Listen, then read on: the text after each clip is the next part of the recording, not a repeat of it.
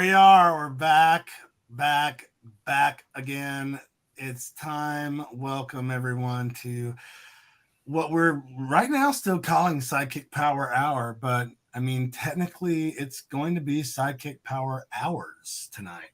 I mean, I think it's fine to still call it. Every hour is power, so I think what you and I had talked about early on when we were talking about rebooting this again, because it's an ongoing discussion, people. It's there's a lot going on in the world, and uh, Josh is very busy. I'm very busy. It's tough to pull off a weekly show. I have to admit, it's tough. But in one of the discussions that we were having recently, we were talking about maybe calling it Sidekick Power Hour Live, and that's kind of what really um, shaped what we're going to show you tonight.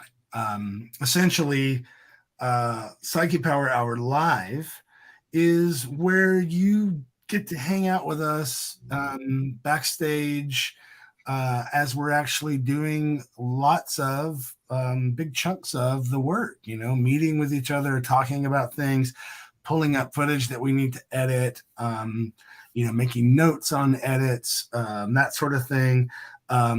Talking about upcoming projects, talking about things we've already done, what can we do better. What are some of the other things, Joshua, that people might hear or see as they are participating in a Sidekick Power Hour Live? well, I mean, they're still going to see, of course, guests. We're going to have guests every week. Hopefully, that's the plan and the goal at least. If not, you'll see at least me and Nakia looking fabulous as always. And you also will probably see behind the scenes clips still. You'll still see rewatches of things when they come up. You're gonna have a lot of really things that you're used to seeing. Hopefully, more stew snacks will be coming soon too. But you'll also be getting some really wonderful chances to see how things work, and how we make make the donuts. Is that what the guy says in the commercial? Yes, that is a thing. That is correct. Well, we are making donuts, basically. Did you say songwriting? Oh, we didn't. I didn't even say songwriting. Oh my god, I forgot about that one. Yes, you're gonna get a treat of seeing Nakia try to make some sort of magic out of the lyrics that I send him from time to time. Yeah, so we're going to try to start giving you peeks inside of this stuff. We're doing this on Psychic Power Hour Live. So most of the work, if not all of it, will be things that are directly related to Sidekick productions like Demon Doctor, Skeleton Crew, The Art of Blowing It, or a Taste of Youth, or other short film projects. Who knows? Um, and while there will be like some Nakia music stuff, it's stuff that's primarily focused, so you wouldn't come to Psychic Power Hour Live necessarily to hear me do a whole night about myself. You would just try to watch me, which is I have a new streaming schedule. I'm trying to start streaming every week, Tuesday, Wednesday, and Thursday from 9 a.m. to 12 p.m. Central Time. And let me tell you, I did that. I tried to do it this week. It's hard, y'all, because you got to get up early. But That's not early. I get up 4:57 a.m. every day. 4:57 a.m. Tell us why, Joshua. Well, because I have the alarm set for 5 a.m., but the clock is set 3 minutes fast because that way, if I have to, I get 3 extra minutes, but I still trick my body into thinking it's sleeping until 5. And that way I get a chance to make sure that I get up early and get 3 extra minutes to get started and out the door by 5:12 a.m., hopefully, at the latest, and get on the bus. Okay, I have to ask you, um, who are you talking to? Because you're talking down like this and you're not looking at the screen. So it looks like that whoever you're talking to must be on top of your computer. I have to get used to the fact that the camera is right here right now. It's a different location on this computer. I'll be and for those who are watching, I'll be bouncing between two computers, depending on what we're doing that night. This week I am in the back studio where we do a lot of filming of audition reels right now and audition tapes and everything. And then, of course, when I'm at the main computer, which you're used to seeing me at usually, that's when we'll be doing more things like editing, film, and I'll be doing some of the editing and everything. Usually when I'm back here, it means Nakia's got the wheel. Nakia, take the wheel, as they say in that song by the winner of American Idol, the woman with the blonde hair, and she sings country songs. Something tells me that's not what they say. Well, Nakia, Jesus, I mean, they're both the same thing, so. Don't forget, folks, all things Sidekick is over at sidekickproductions.org. You may have gotten here because you were directed to go to sidekickpowerhour.com. That's just branding. It just points you right back to the same place. The home of Sidekick is right here. Eventually, sidekickpowerhour.com will actually redirect to the Sidekick Power Hour page on the website, and you're actually going to be watching us work on that live. In fact, we may work on some of that tonight. We'll see. But while we work, and Josh and I have spent most of the last 3 years, oh, thank you, Anthony. Hi, everybody say hi to Anthony in the comments. Of course, Anthony Smith, the amazing and Max Productions. Tell us, Joshua, in 5 sentences or less about Anthony Smith. 5 sentences or less. Oh my goodness. Anthony Smith is a very talented filmmaker and movie reviewer who enjoys creating characters and creating stories around movie reviewing, and he has some fun experiences delving into old films, good films, bad films, and all in between. Wow, that was 1 sentence. Way to go. Way to go. 1 sentence, all run-on sentence. I love it. So, oh, hi, Chanka. Yes, Mr. Maximus. We love that. Anthony is known, as you've seen from season 1 of Psychic Power Hour. Anthony has created his own web series called Anthonyx Maximus, where he has to save the world by reviewing movies. But you will also see Anthony in Demon Doctor very soon, because he is in the next episode. So that is correct. And you can stream season 1 and technically season 2 now of Demon Doctor at demondoctor.com. Oh, thank you, Chanka Hedron. It's good to see you, and it's good that you are in love with these shirts, because we discussed them prior to the show, and we both okayed each other's shirts. I think they look really cute on us. I think so too. I enjoy the shine of this one. Yeah, I enjoy the cleavage of that one. That one's, it's it's nice. It's like I watch Mrs. Maisel and then get the girls ready before the show. Well, this is kind of the show before the show. So the other thing that we should tell you is the new idea behind Psychic Power Hour Live is you're going to see all these things and hear all of these things that are happening in these 3 hours on Monday nights. But we are then going to take that, Josh is going to pour through that and edit together Psychic Power Hour that will then come out weekly after that. However, it won't be happening like this. This is the first episode, so next week you'll get that.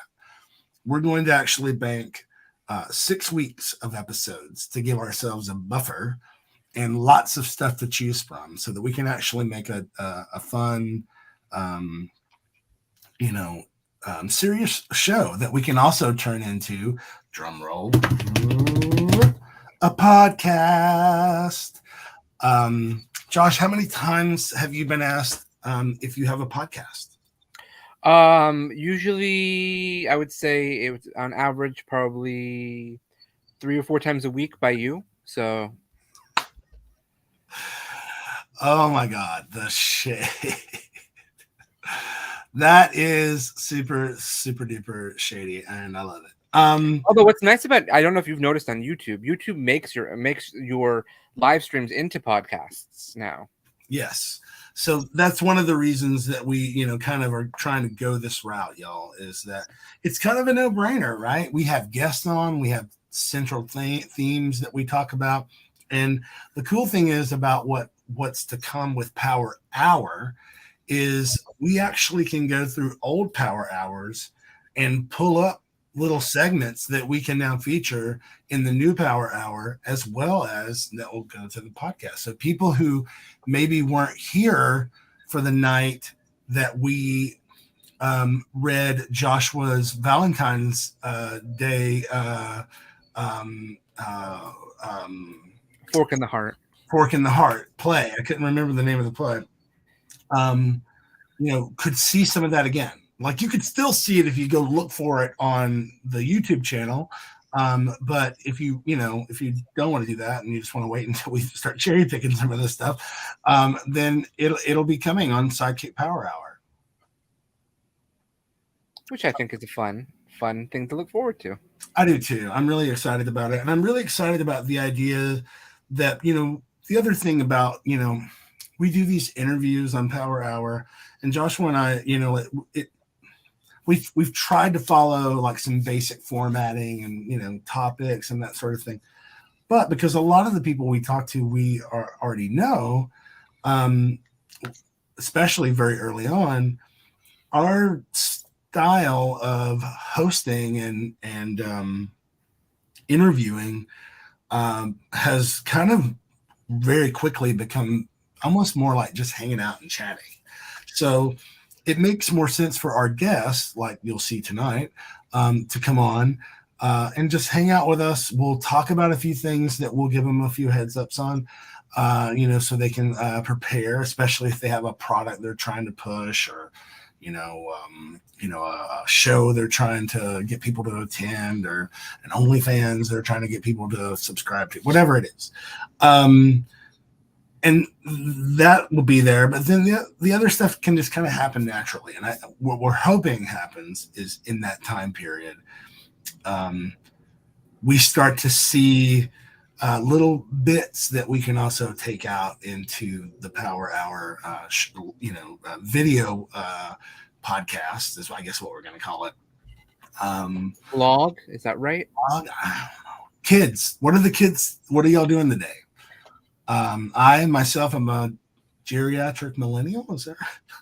You are not a geriatric millennial, my friend. You are Gen Z. You are Gen X. You're not Gen Z. You dress. Your hair is like Gen Z, but you are Gen X. Gen X. But I am a geriatric millennial. Yes. Yes. Chunky, I don't know this TV series about. Yes, there's been that sort of thing, but that's not really what I mean here so much. We're also just gonna get some work done, which I'm really excited about. Right? Yeah. I mean, Joshua is basically, if he's awake and he's not putting food in his mouth or in a bathroom for some reason, he's probably working on something. Even if he's got like a TV going, on the couch with Paul, you can be for sure that he's probably doing like social media on his phone and in between breaks or whatever. So, I'm a little bit more like that too, I guess. But lately, I've found myself really needing more time to myself, and that's been it's been different for me to try to navigate that, Well, also you've gone through a lot of things since December. This is true, and maybe that has something to do with it. Maybe all of this drastic changes to my body. I don't want to say drastic, but certainly the almost like very obvious improvement of my vocal performance and just the different level of songwriting and production that I've been doing as well. And there's just so many little things. And then of course, Robert and I have been house hunting, and we found ones we love. We put offers down, some offers not accepted. Some we were like, no, never mind. After we found out the houses were, not cool, so it's just been a lot, man. And then today, y'all, today I had to take my car to the shop or my truck to the shop because Saturday night when we got home from seeing Austin Gay Men's Chorus at the Austin First Baptist Church, which I don't believe is part of the Southern Baptist Convention, because there were full-on drag queens and trans people, just dancing in the aisles at the church. It was so much fun. And we got home and my power steering pump started whining. And I don't know if Joshua, you may not know the sound of this because you've never really owned a car. Nope. I don't even know that you've ever driven a car, have you? I have a driver's license. That doesn't mean you've driven a car in actual traffic. I have driven a car in actual traffic. I have a license. In fact, I scored a perfect score on my driving exam to get the license. So that part doesn't surprise me. It was a perfect score. I parallel parked better than anyone they'd seen that day. Side note: my sister got her license on 9/11, so that was always a memorable day. That's why I will remember the day that she got her license. I cannot tell you the day that I got my license, but I remember the day she got hers. I'm sorry, the actual 9/11 is when she got her license? The actual 9/11, yes. Wow. I mean, I feel like everything in my city kind of came to almost a halt, it felt like. Well, this was early, I think, in the day. Okay, gotcha. Yeah. But either way, no, I've even driven in New York City. It's not my favorite thing to do. That brings me to something I want to talk about, but I'm going to wait until we get our first guest in here tonight. So real quick, just if you're joining us just now, this is SideKick Power Hour live, and this is Joshua R. Pangborn over here, and I am Nakia, and we have been hosting this, or a version of this show, together since March of 2020 or April of 2020? June of 2020. June of 2020. Yeah, I knew it was pretty close after shit shut down that we. Well, we did a birthday celebration of because we had nothing to do in June. Right, it was your birthday. It was my birthday, which we're coming up on again, folks. Joshua R. Pangborn Day is, I believe, June 7th. It is June 7th. Yeah, that's right. Look at that. I am a Gemini, for those who follow that. And that's a great question. Does driving in New York City really count as driving? I mean, it's terrifying. We're going to talk more about that soon. Are you going to talk about what happened to me yesterday? Yes, but we need to wait. All right, we'll wait on that one then. All right then. How are you feeling since your surgery, Nakia? People are probably asking that question too, because the last time we saw you, you were about to go into surgery. So I'm feeling well. It's definitely been a lot. I won't lie. It was, pretty intense. And I think maybe at some point, I'll pull up some, photos or videos or stuff that I posted from social media and stuff. I might have a few that I didn't. But if you do follow me, which is just at Nakia, you probably saw that the kind of like immediate after video of me checking out of the hospital, which was wild. My face was like it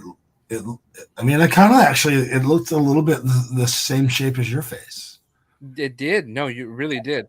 When you video called me the first time, I was like, oh my goodness, Nakia looks like a very different person right now. Yeah, so the swelling didn't go down until mid-March, probably, maybe late March. Yeah, no, it was a long time. You had swelling and I had the surgery on December 12th or December 15th, sorry. But anyway, we'll talk more about that, I'm sure, throughout. I am doing well. Thank you for asking. And folks at home, thanks if you sent me a note or posted a comment. I really appreciate it. It actually really did mean a lot to me. Joshua surprised me for Christmas and had a bunch of members of the Crewniverse lip sync to my song "Remember This Christmas." That was really cute, and I cried a lot. I wish we'd have recorded that. And I was like, my big face. Yeah. There were some complications. It was not easy, but we got through it. But shout out to anybody that's in here from the Crewniverse. We're going to be, inviting lots of people up to hang out throughout the course of this season. And we're going to talk tonight, more about and probably for the next few weeks, we'll be talking more about what this show is going to be. You're going to literally hear Joshua and I talking about the direction of the show, and we'll take your input as we go along. And, if you think that Joshua should start wearing mesh shirts, then, fuck off. But you can tell us, and we can tell you to fuck off. No, just kidding. Let us know in the comments what kind of stuff that you're interested to see the behind the scenes of. Do you want to see more of us doing pre-production? Do you want to see post-production? Do you want to see, you tell us. Let us know in the comments.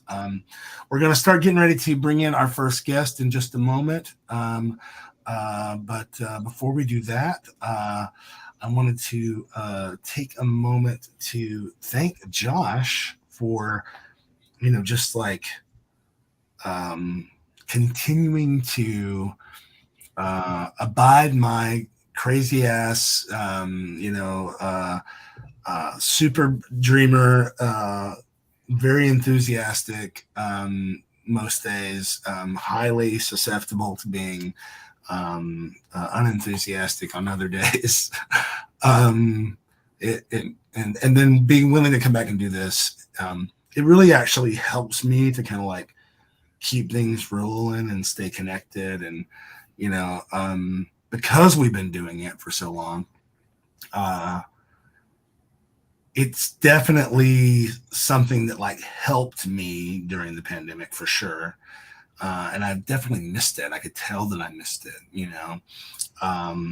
I could tell you did too, because you wanted to do it again. So, but we really we started last October. It's when we started again. September, and we did 6 episodes, I think, of that, and it was good. And we were starting to make some changes here and there, but it's happening in real time now. And I appreciate you being willing also to kind of pull down the veil a little bit and let people in and see how this works. We don't even know if this is good programming, and people might hate this, but we're about to find out. I think it's like Skeleton Crew itself. Every season we try to do something a little bit different and reinvent it in a little bit of a way. So and every season you've gotten a little bit better. That's true. Technically, storytelling wise, acting wise, some of us. But let's take a moment. We have to answer this question first. Krill wants to know, Nakia, it's Nakia. Hello. Why did you dye your hair green? Well, first of all, is it green? Is that what we're calling this? I'm calling it mint. Well, I think in just a moment we're going to discuss the hair, and while we're bringing in our next guest, or our first guest of this season, I will pull up the Facebook post that I did about my hair. Yes. There are so many different people who chimed in and said something about my hair. So let's see what other people think before we call it green. With that, we want to bring in a really, really good friend, of course, a member of the Crewniverse for a few years now. We've got so much great love for his version of A Touch of Poison from Dueling Pianos, one of the, if not the highest rated videos of SideKick Productions of all time. It is incredible to see it happen. And a big part of that is because you can't be in a room or even see this guy on a screen and not immediately fall in love with him. He's super funny. He's very sincere, and he can be a little catty. And that's a polite way of saying it. But that's one of the reasons that we love to have him on the show. So please welcome back to SideKick Power Hour for the first guest of season 3. It's Alex Colón. I beg your absolute pardon, catty. Really? What gives you that impression? I prefer sassy. He's sassy. Thank you. Well, it seems you Hi. are joining us from your palatial. Yes, what can I say? The riches of the skeleton crew. I'm enjoying it. It's those almost 400,000 views from A Touch of Poison there. That's yes. Yeah. Yes. If you could figure out how to get YouTube to pay us that money, that'd be great. I'll talk to a guy. Yeah, you know a guy, right? You know a guy. Yeah. A couple of guys. You know a guy who knows a guy. Well, Anthony was talking earlier, chimed in from the Crewniverse in the comments, and we were talking about trying to get more people in here, obviously, for season 3. When Joshua and I were sitting down to talk about it, I think maybe the first person I said was Alex, right? It is the first name you said, yes. Yeah. Nice. You actually called me Alex. You're like, Alex, I think we should. No. What effect I have. Wow. Yeah.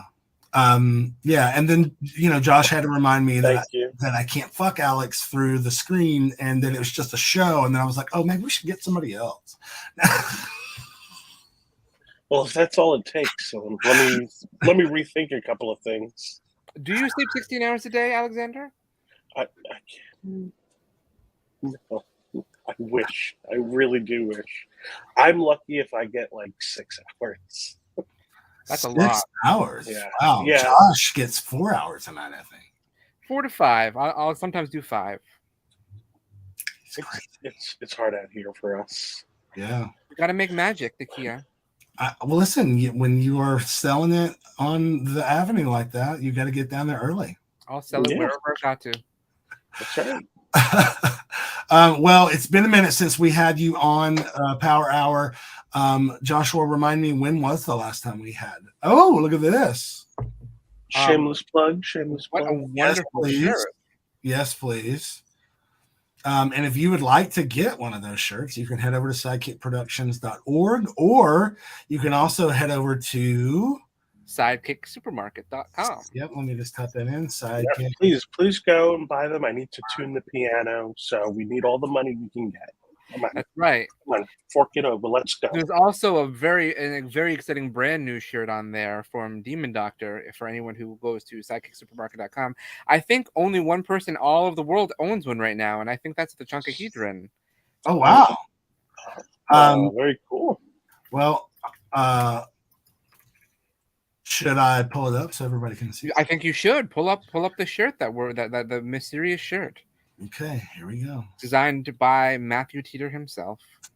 And then after that, we're going to take a minute and we are going to talk to Mr. Alex here about what he has been up to. Okay, here we go. These are the SideKick Supermarket here, as you can see. There's lots of different products. There's even a SideKick Power Hour shirt, which I think is adorable, actually. I do. I think it's... Yeah, I love the colors of that one. Yeah, Matthew nailed it on the colors. Matthew, if you're watching at home, when we made the flyers for this episode tonight, we kind of struggled with what we should put underneath, and I was so grateful that I had the branding guidelines that you sent along. It really made it easy for us to find it. Here's a taste of youth. This is the shirt that Alex is wearing. He's wearing it in a different color, though. He's wearing it in Blue Dusk, I believe. Yes, I also own a Blue Dusk version of the shirt. Yeah, it looks really good. I really love that design. Here's some Dueling Pianos merchandise, some official Sebastian Jupiter merchandise. Money shots, of course. Money shots. Still more Skeleton Crew. Now we're getting into Demon Doctor. This shirt looks really cool in real life. It looks really cool in real life. I'm following along at home with the website. I believe a lot of cool stuff that you are referring to, Josh, is the new Yakumo shirt. Yes, I am. Yes. The Yakumo tarot card shirt. I kind of like it in this lighter color almost, Really? I specifically put yellow on there because I figured you'd like the yellow one because you're such a yellow fan. I mean, Such a yellow fellow. I do. He's a yellow fella. I do love yellow. Yellow fella. I love that too. That actually looks really good. I do like that Yeah, one. with the Let's see it with the blue. Ooh, the blue looks really good. And that's the back. And that's the back. The back is great. It's really. We need to take those images off of. We'll have to do. This will be part of our website production episode because we have to take those images off. You don't want to have an image for the back if there is no back. So It's stunning though. that makes sense. yeah, it is. It's great. So you can also own these things if you head over to sidekicksupermarket.org. And thanks again to Alex for wearing the shirt, for ordering it. He paid for it with his own money. He didn't even get a discount. I did. Not one discount. I'm still a little salty about it. I'll let it Makes you feel slide. better. As long as I don't get a discount when I order either. So Yeah, we haven't Fine, quite that's fine. figured that out yet, but we'll get there. It's okay. As long as I keep getting the rolls, we're okay. And by rolls, do you mean yeast rolls or? Ooh, what a word. What a word to use. Ooh. yeast. You know, my favorite Yeast. yeast rolls are from this place called O'Charlie's. Has anybody No. ever been to O'Charlie's? Why do you say yeast rolls? Why don't you say rolls? Because this is what they call them down in the South. I don't know. You call them yeast rolls? Yeah. It's true. It's true. I am a Southerner now. That's true. Yes, you live in the Virginia. So The Virginia. Could you place an order for the food that we're discussing? Can I place an order for it? Yeah, let me hear you in your best Southern voice. Place an order. Okay. Excuse me, darling. You think I could get me here an order of these here yeast rolls? They're really good. How is that? How is that? Was that good? Did I do it? Was that good? I mean, I was actually pretty impressed. Okay, cool. it's like a gay Rhett Butler. Excuse me. Yeah. Darling. It was kind of a mix of like Kevin Spacey from House of Cards, Ooh. Kevin Bacon from and Footloose. Kevin Bacon Ooh. from Footloose. Okay. I It's can not see a bad place to be, really. No, No, In not between- at all. Well, you know, in Kevin between two Spacey. Kevins. Instead of in between two Ferns, it's in between two Kevins. So Well, unfortunately, Love of that. course, you know, there's been so much, wild shit that's come out about Spacey. It's hard to even fathom sometimes, you know. Yeah.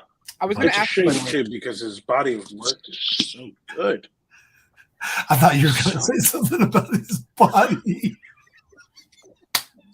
Kevin, It's a real shame because his body is so good. Ever since K-Pac, Uh, I've just been uh, Well, oh my God. and what this a is the movie. night that Alexander Colón got canceled. So.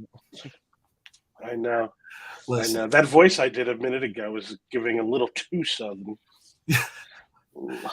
I don't know if there's such a thing as too southern, unless it means adding like a Confederate flag. Then that's too southern. Yeah, that's where I was going with that. It sounded too authentic. So tell us, Alex, what have you been up to since you were here last? So much work. Obviously, we all work, which is always so much fun. Although I do love my job now. I'm trying to get into my hobbies again, golfing in particular. If you follow me on Instagram, you've seen the past few days I've been going down to the range, trying to really perfect my swing. I've spent hundreds of hours on YouTube finding trainers, coaches, people giving tips, and just trying to get my game down. Nice. I admit I've gotten better, and I'm super excited to get on a course. Wow. Yeah. Is there any video of you doing this? There is, yes. Is there any video that you will ever see? No. Well, I was just going to say, folks at home, if you would like to see Alex training before he hits the course or even after, let us know in the comments below. Okay, let's see. You're going to force my hand here. The people will say yes. I'm sure.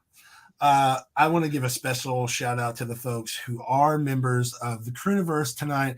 If you don't know what The Crewniverse is our Patreon page where you can find all kinds of really cool sidekick extras that Joshua spends a whole lot of time on. And they come out each week, and that's also something that you're gonna begin to start seeing happening here. And that we took kind of from, I don't know if any of you have seen any of my Nakia Club streams where I'm just like showing the Patreon members what I'm doing. You know, I think it kind of helps them understand that like it does take a lot of time and effort. You know, I mean, if somebody came, like, tell us what your job is, Alex, in real life. So I work for DC Public Schools on the facility side. I manage a portfolio of 22 schools for their work order streamlining process, and then also the larger, capital projects, modernizations. That's a lot of responsibility. Now, tell us your job title. Specialist. Gotcha. So see, like if we just tell people, hey, you're a member of the Crewniverse and here's the content, they think cool. But if we say, here's all the stuff that we're doing the way that you just described it, and then they understand like, oh wow, that's a lot more. I think about that all the time with our stuff and with other things that I watch, is the amount of hours that go into it. And then unplanned hours, you come up against mistakes, or you didn't do something, or audio wasn't recorded. But you see the final product. What? I only talk from experience. And we've had some unfortunate experience. Yeah. And so you see the final product and you don't really think, it's cut together so smoothly. And it also helps when the writing is, you don't think about all the stuff that happens behind the scenes, all the people that are involved. And what's super cool is all the people that are involved that are nowhere near each other, right? You don't all come to one central office. You got folks all the way over there on the other side of the country. It really is incredible. I want to take a minute and ask you about the character you're playing on Demon Doctor this season. This is your first appearance in the Demon Doctor region of the Crewniverse. And the Crewniverse kind of also doubles, for those of you at home who are new here, the Crewniverse also kind of doubles as the name of the kind of connected universe of all of the shows that Joshua R. Pangborn has created and is a part of. And so little threads kind of somehow connect them in different ways. And this season 2 of Demon Doctor, which, yes, we know that I am behind on getting episode 6 out. I said nothing. 5. We'll talk later. 5, sorry. Well, technically now I'm also behind on episode 6. I said nothing. But anyway, so what I was going to say is, you are new to the Demon Doctor world. What did you, before you tell us about your character, what really, besides the fact that it was just a Josh show, what really drew you to wanting to be a part of it? Okay, so besides that it was a Josh show, that was my answer. So let me think. No, I enjoyed working on all of the other projects that we've done. Again, I have to say it's because it's a Josh show, because it's more than that, right? It's the writing, it's the cast that he gets to do these projects. All of these things mesh so well, and we always have such a good time. Yeah. Even if Catalan is yelling at me to be quiet on set, or if Catalan, you're watching, love you, girl. But like all of these things, right? The work, at the end of the day, yes, we're having fun, but we're also working. And it's just a really great process to be a part of, and you put out a lot of great things, and so to just be a part of that is a no-brainer. Yeah, and if you're watching this and you worked on A Taste of Youth with Catalan, sorry we didn't have a trigger warning just then, but but it we was really so do. much fun. I really love him. Part of the reason I love him so much, though, is because he's so professional. He comes so prepared. Yeah. he doesn't suffer bullshit. He's not got time for it, and I really appreciate that. I appreciated it very much. So. Yeah. So Yes. but you are brand new to the Demon Doctor world, and I think is he in the clip we're going to show later? I honestly don't remember if he's in that clip. Okay. Well, I'll feel some type of way if I'm not in the clip and you're having me on tonight. It's fine. Truly, it's fine. I could not be having dinner with my fiance. I thought that he's playing a video game anyway, so he really is. I thought that we had a clip from the thing that you posted, the SideKick TikTok where he's in it, in the Whistler thing. I mean, I have a lot of those. We can play any of those that we want to. So okay, well, let's take a minute before we do that. While we've got him here, let's go to my Facebook page and take a look at the comments on this hairstyle of mine. So this was the day after I got it. And as you can see, I said, what are we calling this new hair color by my dear friend Vanessa, who is the incredible person who colors my hair. And I said, wrong answers only. Now, a lot of people did not get that I wanted like really wild, wrong answers. Most people like kind of just went with what I guess was the first thing they thought of. So let's just take a look at what some of these answers were. Can y'all see that on that side? Pistachio pudding. Tiny. Let me zoom in. Yeah.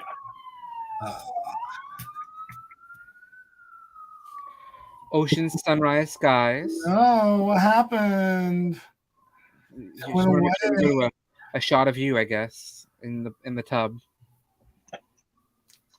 That's from Dueling Pianos. Where are you? What'd you do? There it is. Okay.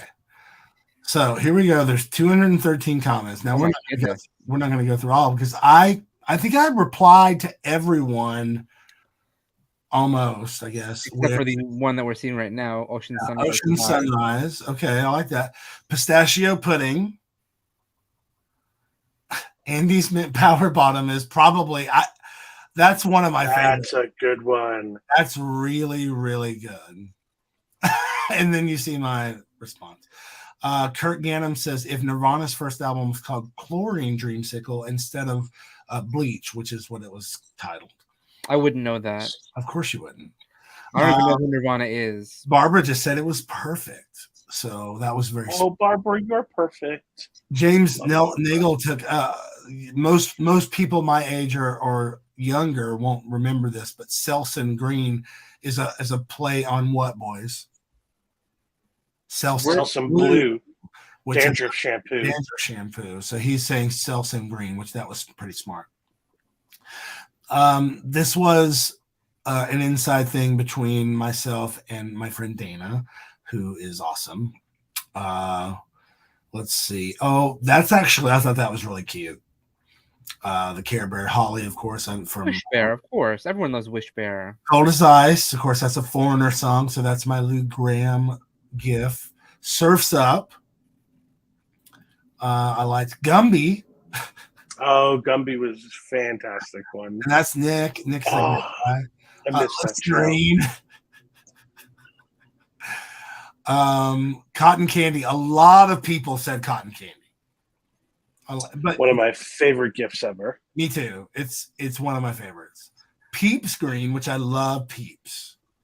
Can we talk about Peeps for a minute? Okay, so raise your hand if you love Peeps. We can't be friends. Wow, you guys don't love Peeps? No. Why? Because they're Peeps. Dare I say? Because they're disgusting. Wow, drag me. I mean, they're better than circus peanuts, but circus peanuts. No. Oh God. No, those are like erasers. Are Peeps a valid snack? Do they deserve my love? I need to know. I mean, everything deserves your love. I mean, just get jelly beans if you're gonna have some sort of Easter candy. Sure. Yeah, just have black licorice. Easter grass green. And that's talking about for people who don't have to suffer through the Easter basket thing when they were children. They stuff baskets with like fake eggs and shit during Easter, and there's all kinds of Easter grass that's left over. It's terrible. Ice baby hair. Yes. Seacrest, which I thought was very smart. That was cute. Yep. Cotton Candy Surprise, Ray Foster going a little bit further. Baskin Robbins Daiquiri Ice. Seafoam, another seafoam. That's fair. Jay's right. How much you like Peeps depends on how much you like type 2 diabetes. So. Ooh. Well, I'm very attracted to guys who usually have type 2 diabetes. So. That's what I called you. I called you Elsa, and when you posted this on Twitter. The same question on Twitter, I said the color was Elsa. Let it glow. Well, and that's Adam. I love Adam. Mint Julep. I got this a few times. Very Southern. This sounds like a Josh. This sounds like a Josh answer. Bevis Griffin, who is an incredible entertainer. Pale Chartreuse. Yeah, that sounds like somebody you would name. What drag name? Tell me that's not a character name from Skeleton Crew. That does sound like a character name from Skeleton Crew. Yes. This is AJ's friend, Pale Chartreuse. Yes. Maybe you have to write it now. Can David play Pale Chartreuse? I think he would have a lot of fun with that. Emodium green. Ugh. We'd have to be like super flamboyant. It seems like something he could do. I mean, he's the complete antithesis of that in real life, but he could put on a good show for us. Oh, that's a good one. So I was thinking, that's fantastic. I was not going to give a wrong answer. The first thing that came to mind was Robin's egg. Robin's egg? Oh, right. Yeah. Got a lot of mermaid. And he said just violet. Is he colorblind? Jim August, I miss you. I haven't seen you in ages, but please. Is that Michael Landon? Yes, from Heaven. Highway to Heaven. Highway to Heaven. I know he's been canceled, but it's a good. Has he? I don't remember if Michael Landon was canceled. Yeah, I'm pretty sure he's been canceled. Colgate Cool. That was a perfect gift for that. Look at that toothpaste. It was. Yeah. I got a lot of Baja Blast. Yeah. Oh yeah. Oh no, I want Taco Bell. Right. Viewers at home. Am I allowed to curse? Viewers at home, let us know. Do you love Mountain Dew Baja Blast? No. Yes. Joshua Merriweather Petunia Pangborn. So pale chartreuse Pangborn. Yes. I sit corrected. Don't you sass me none. I'll sass you all out. Chocolate Hedron wants to know, so is it Dick Grayson egg or Tim Drake egg if it's a Robin egg? Well, this is a Joshua Pangborn production, which means it's a Tim Drake egg because Tim Drake is the superior Robin. Okay. So everybody at home, when you hear this, let us know in the comments why Joshua is wrong. Joshua's not wrong. Even Batman says that Tim Drake is smarter and a better detective than he is. That's tea. I'm gonna stay in my lane on this one. That's right, because you have no idea what this nerd is talking about. So I know. Listen, I know where my bread is buttered. Okay. Where is it buttered? All the places we would love for it to be buttered. I knew it. You're such a nasty man. Oh, you're dirty. So dirty. Ooh. You're nasty. Now all the people at home are going to have this image of all of the buns being buttered. The yeast buns. If I've done anything tonight, let's take a look at a clip from Demon Doctor featuring the one of them. This is from the SideKick Productions YouTube channel. You can head over there to youtube.com/SideKick Productions. Check it out. You know it's not going to grow legs and walk away, right? It's a habit. I simply cannot be without it. What's inside? I thought you were the demonologist here. Are you not really aware of what I am cursed to carry? You will have to excuse me, but I do not remember all of the details of an obscure supernatural creature like yourself. Obscure? Ouch. It just means that, the general population has never heard of you before. Oh, I get it. I am nobody. No, I didn't mean that. I'm just kidding. I'm kidding. Gosh, you are so serious. I really like that. Oh, I love this. So good. It might be my most fun character yet. And if you are a member of the Crewniverse at Patreon, you actually get to see a wonderful deleted scene that Alex and I did that I was able to salvage and put onto the Patreon.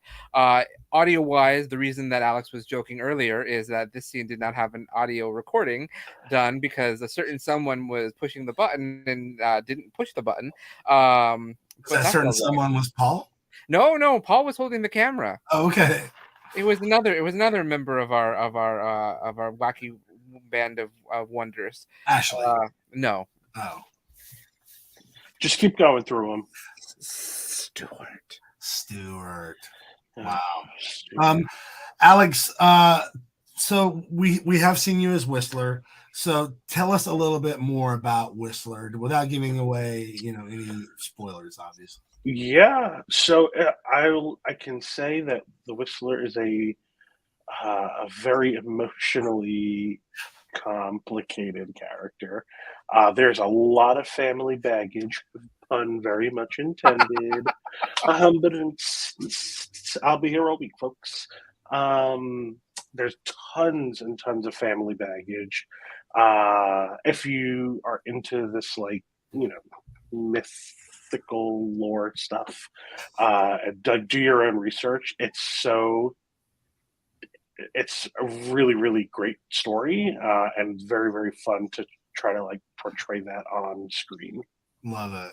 I love it. It's a lot of fun to see it happen. I was fortunate to be on set for a couple of your scenes this season, and not only is it a lot of fun to watch you act, but you're a lot of fun to hang out with on set.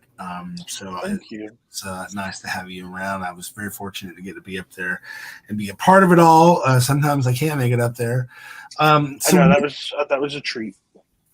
What do we have to look forward from you for 2023? Anything in the works? Exciting? Well, always joking about new roles with the Crewniverse. Right. I'm still waiting for Josh to write my breakthrough role, and so maybe that'll happen in 2023. If you were going to describe your breakthrough role that you would personally want Josh to write, what is I think it is undoubtedly the head of a gay mafia family. Everyone really wants me to do a mafia. Mm-hmm. All right. I think it would be great. I think you can write something really clever, and then obviously the folks that we work with a lot would be incredible cast members. A gay mafia. Okay. And would it just be a spoof of The Sopranos, or would it be a comedy? Is it a drama? It could be a dramedy. A dramedy. Okay. So yeah. Okay. Maybe we could have some real things happening, but having this little comedic offset. Is everyone in it basically gay, or just the capo, or is that the right word, capo? I don't. Why are you? I wouldn't know. I don't. It doesn't really exist, so I couldn't tell you. Well, no, of course, but no, of course. Would it just be you? Are you the only gay character in the mafia, or is it everyone in the mafia is gay? Yeah. It's a whole big gay family. And are they hated by the other mafia member families because they're gay, or? Perhaps you're asking me a lot of questions. I didn't expect to put this work in tonight. Well, I mean, you have this vision of this breakthrough role for you. I want to make sure that it comes to pass. So you're fair. You're doing your due diligence right now. This is your elevator pitch to the producer with your idea that you will not end up writing because I'll write it for you. So you're in the elevator with Joshua R. So let me just restart this then and say thank you. Got Thank four you so much. floors. 4 floors. Thank you so much for your time and willingness to hear this project out. So what I'm thinking and envisioning with your creative writing skill, of course, is that there are a few mafia families. I happen to be the head of the gay mafia family. Now there's some contention between the families because of, perhaps some social things that are happening in the world, business, maybe COVID, who knows? But I really rely on the writers to kind of put that story together, and we can work on the casting, of course. Okay, I think The we can writers, as if there's multiple. as if there's multiple. Well, there are. We've already got one actor wanting to audition, so there we go. Jay wants to roll. So now, do you want a roll or a yeast roll, Jay? That's what. A buttered yeast roll. A buttered yeast roll.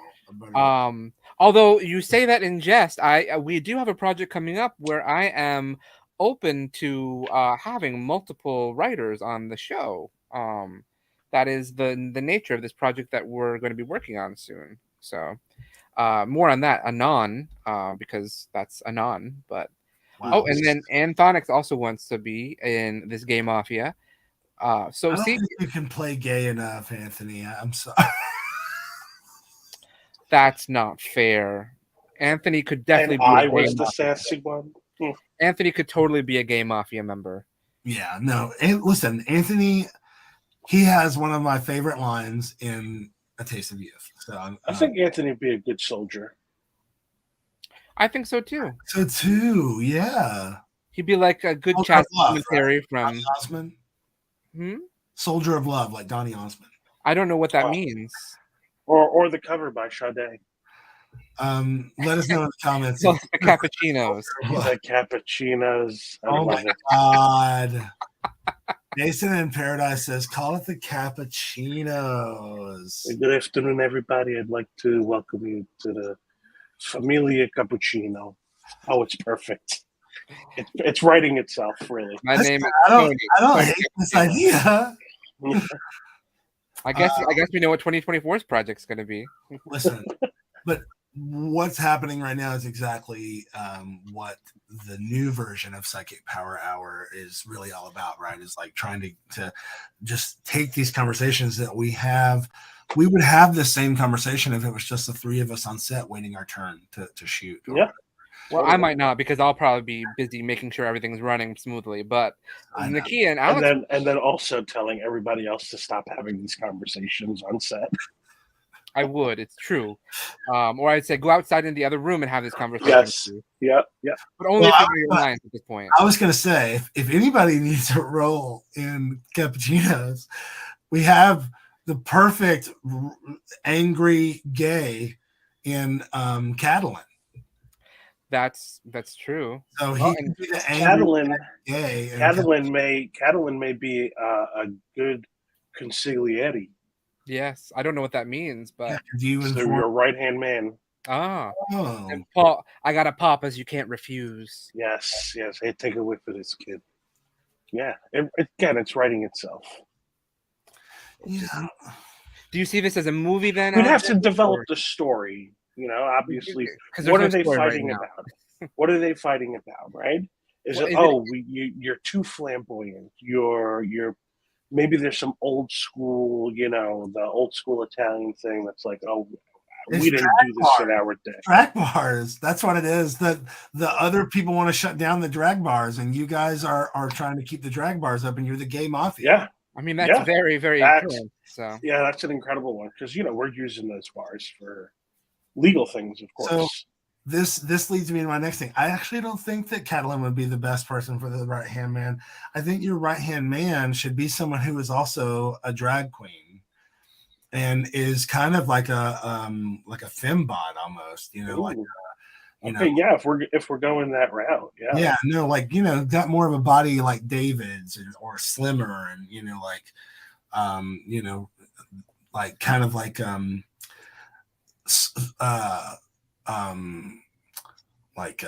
sweet and stupid, You know, Yeah, just like yeah. loves you, will do anything that you say to do, you know, but at the drop of a hat can, you know, turn, you know, and serve look, you know. I could see the wheels turning in your head, Josh. I love They it. are. I mean, Ponkahedron is already invested in Yes. Okay, thank you. I love Well, this. and then I'm That's just a conflict right there, Jay. No, there's no one to carry on the family name.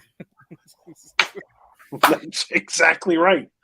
I mean, this is a true biologically fundamental we offer problem. protection on Yes. running money laundering through a chain of gay bars and bathhouses. And that's why we need to keep him up. Exactly. well, you know, and you love gay people because you're gay. Oh, yes, of course. That also. Yeah. That. Me? Making Me? money. Hey. What? We launder through Western exposure. Well, look at your friend West. Maybe here's the other thing, but maybe that's the thing. Maybe that's the other reason they don't like the gay mafia is because you don't necessarily steal from these people. You find ways to actually make money the right way, but you do it in a kind of a more of a, you know, behind the scenes kind of shady almost way. Yeah. Yeah. So we're Robin Hooding them. Yeah, Robin Hooding. Yeah. Oh, this is getting better and better by the minute. Are they owned by the I don't know, Alex, if they're owned by the real mafia or not. At least not in New York City. But I guess in Philly, you think that they are. So I'm going to come back around. I'm going to pause this for just a second so I can remind people again that if you're watching this and you want to help support this kind of work that we're doing, these vlogs, if we're calling them that, or podcasts, if we're calling them that, you can do so over at patreon.com/SideKick Productions. We really appreciate it. If you're just joining us, this is SideKick Power Hour. SideKick Power Hour Live. I am Nakia. This is Josh. That is Alex. And we are discussing this idea of, you know, a breakthrough role for Alex Colón. We've had some really good stuff come around. And what this idea of the drag thing reminds me of something else that Joshua has been throwing around for a while that is on the slate of things to do. And that's a show. And I don't want to say the name here because I don't want people running around with it, but a show about some drag queens, and this could actually somehow connect in this way. it could actually In the same thing, because this has even, yeah, I mean, there's definitely some kind of connection there. I could make that work with. I could marry the two ideas. And let's go a step further. My cabaret show could also be in part that, you know, like, remember I was saying that I wanted Alex to play my love interest in the show? I remember that, yes. Now it makes more sense because he's the gay mafia and that's how we met. So that's an option too, for sure. And I run his club. You know? Okay. But Alex is pitching us a new idea now. Cyberpunk superheroes. So Cyberpunk superhero. Now see, oh, that would be cool. So here's the thing: when the first thing I hear when I hear cyberpunk, right, is I think, wow, that's going to take a lot of props and makeup. And right now we have the makeup department is one. So anything like that, but it's so good. It is so good. But that's because there's usually limited effects. That would take a shout out to Paul of people that Paul would have to do. But I think it's a good idea. Actually, Monique Menard actually just mentioned to me literally 4 days ago, I think, that she's like, "Why haven't you made your superhero show yet?" And I said, "Well, because I haven't." When did she say it? I think Wednesday. And she said what? Why haven't you made your superhero show? I knew it was coming. I knew it. She said, "Why haven't you made your superhero show yet?" Oh my gosh, y'all! That was great. So, that's one of the things that gave me the most joy of 2020 was like finding little things like that rode the whole pandemic out on those shows. Well, I think this has been a really good idea session here. I do want to talk about a little bit of the the conundrums that we've run into recently for a couple of projects. Yes. While we're doing this kind of spitballing here, because it seems to be working well. Alex, what do you think of the name of the movie, A Taste of Youth?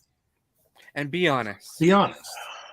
And people in the comments, be honest. Let us know what you really think. What do I think of This it? is our directorial debut. Josh and I really want to make sure the name is right. We've had some feedback, and we are beginning to kind of make sure we have time. So, are you lighting up your cigar? He's getting into character. He's getting into character. Wait. Where does one even start? It was just tragic. Pathetic even. You call that a title? I oughta. When did we move to Tennessee Williams? I think it's cute. I think it's clever. I will be very honest and say I never really gave it any thought. And then fair. but that doesn't. There's no negative connotation there, right? It's in fact, if anything, an affirmation for you all that I trust my directors and writers. So how I spun that shit, okay? Very sly. But I, obviously reading the script and then being in it, you understand it, and so I think if you go, it's the like. Don't judge a book by its cover, or don't judge something by its title. The title works for what we're putting out there. Okay, it makes sense. Cool. Yeah, or it could just be like Youth Juice, which sounds weird. Well, it's funny you say that. We're not calling it Youth Juice, by the way. Youth Juice. Yeah. Mostly because I can't more say the energy title because of my lisp. So Youth Juice. Youth Juice. Yeah. No, it's not Youth Juice. And we also don't want to give too much away about it in the title as well. So we have to be really right. But but I love the tagline, right? What would you pay?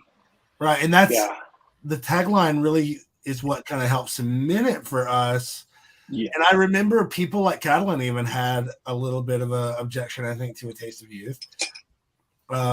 Youth Juice. Yeah, Youth Juice. I mean, it's catchy. It's gross. Did we or did we not consider because we actually looked up and considered domains for Youth Juice? We did. No, I know that we looked up Youth Juice. Yeah. Yeah, because another part of this that you have to understand. What was that? Youth Juice. Is, marketing wise, we have to be able to do something that's catchy marketing wise, and in order to do that, you have to try to get really good domain names, try to get really good usernames on social media. So it needed to be something that was cool, but yeah, I mean, there's been some concern. So, well, what's the concern? From whom? I don't know that it's not maybe kind of as in your face. A little flat. It doesn't necessarily reflect the film, I think, is what the suggestion has been. Yeah, that it doesn't convey. The example that was given was that when you watch a movie called Cocaine Bear, you know what you're watching. Yeah. Dare I say this might be a little bit more nuanced and complicated than Cocaine Bear? Well, thank you. I appreciate that. You're welcome. But no, I think that's something, Alex, that right there. It doesn't necessarily convey that it's a horror film with a taste of youth in it. Yeah, it's definitely something that we thought about that too, and also the nature of the film itself is there's a sense of it being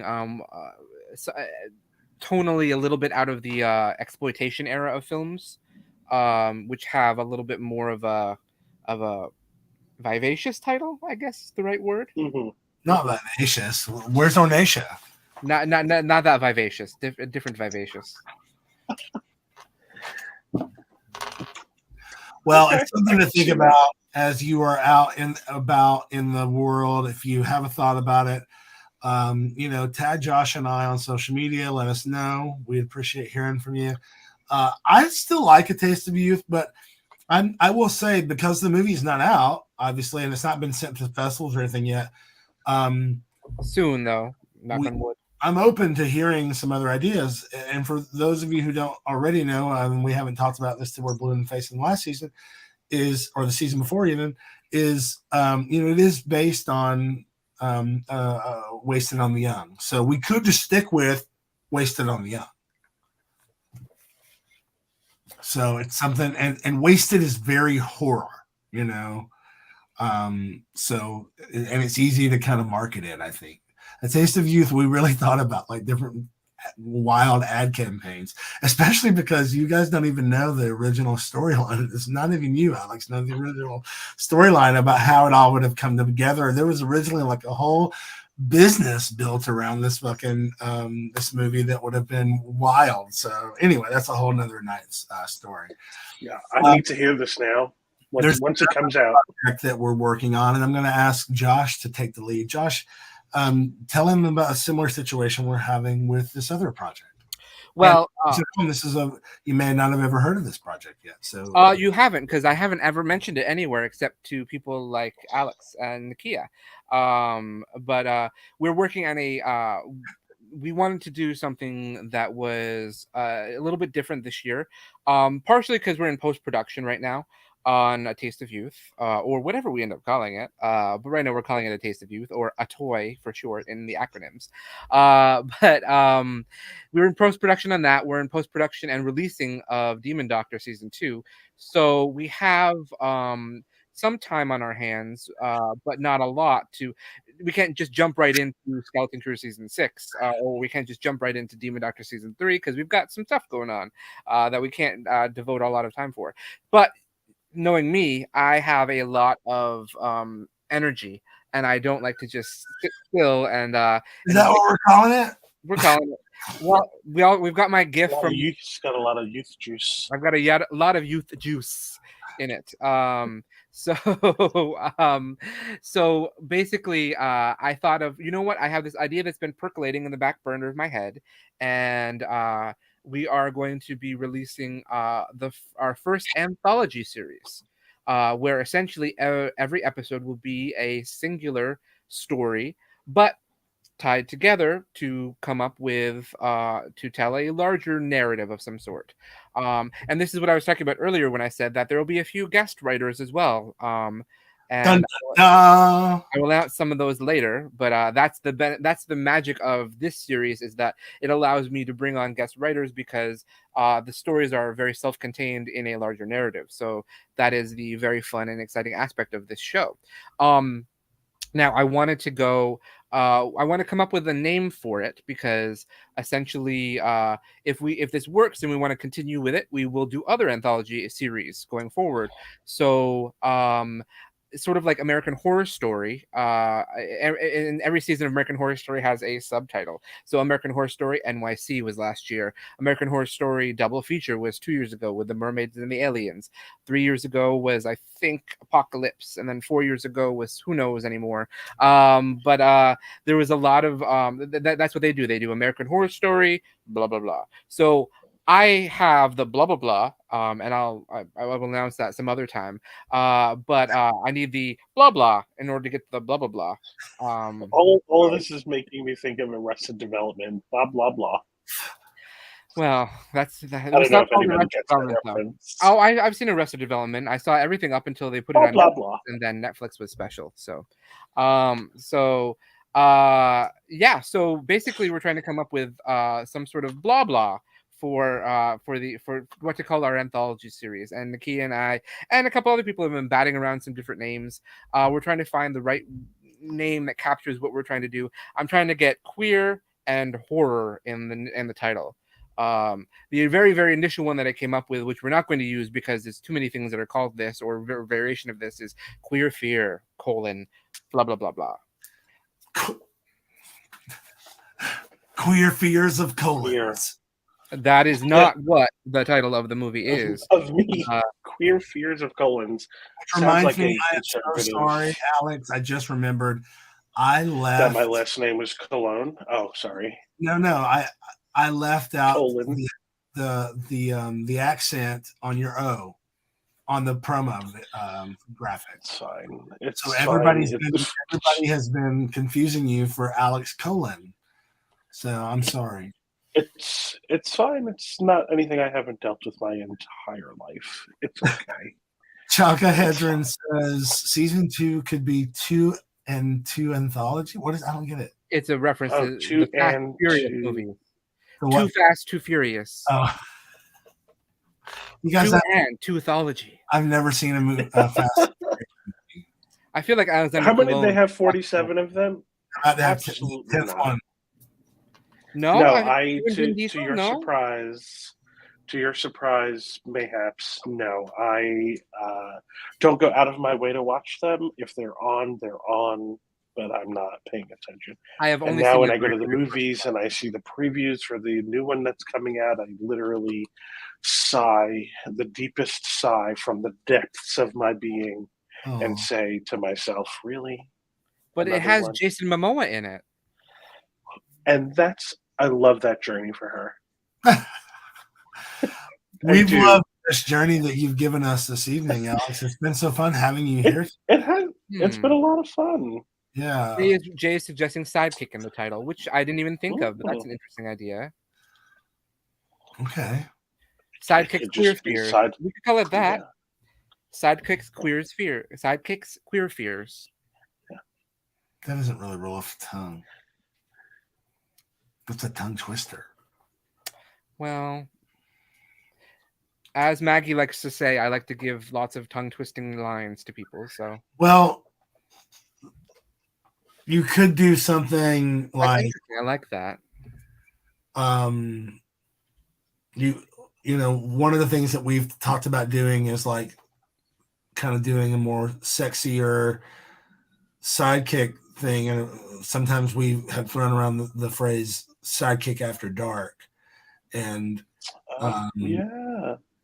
So you can instead use that for the horror thing, if you wanted to, or you could say skeletons in the sidekick closet, skeletons from the sidekick closet, you know, and then now you've got skeleton crew and the thing in the title. So or you could just call it well, no, I was gonna say closet horror, but everybody would think it's all about being in the closet. Sidekick Scary Story Hour. Well, first of all, they are not going to be an hour long. They're not. Actually, this is the most shocking thing about this is that every wait. I just want everybody at home to prepare yourselves. I hope that you're seated, and I would like to state for the record in advance that when he says this out loud, that it's going to become a reality. He's manifesting it live on SideKick Power Hour Live. Stand by, everybody. Joshua Pangborn has an announcement. One of the things that I also did with this production and this project was to challenge myself by doing what is shorter episodes than what we are accustomed to. So every episode probably be 10 to 15 minutes long. Probably. Well, it could be shorter than 10. I don't know. No, let's just pick a length and stick there. 10 to 12 15. and a half. 10 to 15. 10 to 15. 12 66 credits. 6 sidekicks. That's not bad, actually. Oh, that's cute. I like that. Sidekick. Yeah, combined. I queer. like that. It gives you that 666. William P. Roberts says combined queer queefer. I gotta go with that one. Well, listen, we don't want you to go just yet. We actually want you to stick around just a little bit longer. No, I'm gonna go with queefer as I select. We're gonna have a little bit of lap. We want our guests to kind of overlap just a little bit, so we're gonna cut you loose just a bit.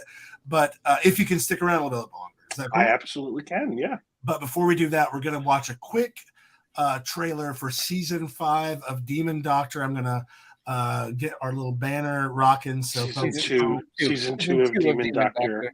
Did I say 5? Yep. Yeah. Let's slow our roll here, okay? I mean, I'm ready for that, but Joshua's like, it's already been written. Let's go. I've already written all of 7 seasons of it, so don't scare me. When I saw the word hour a second ago, I was like, oh my god. Okay.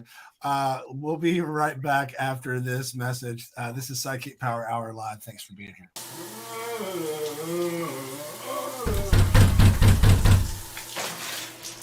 Hello? Somebody there?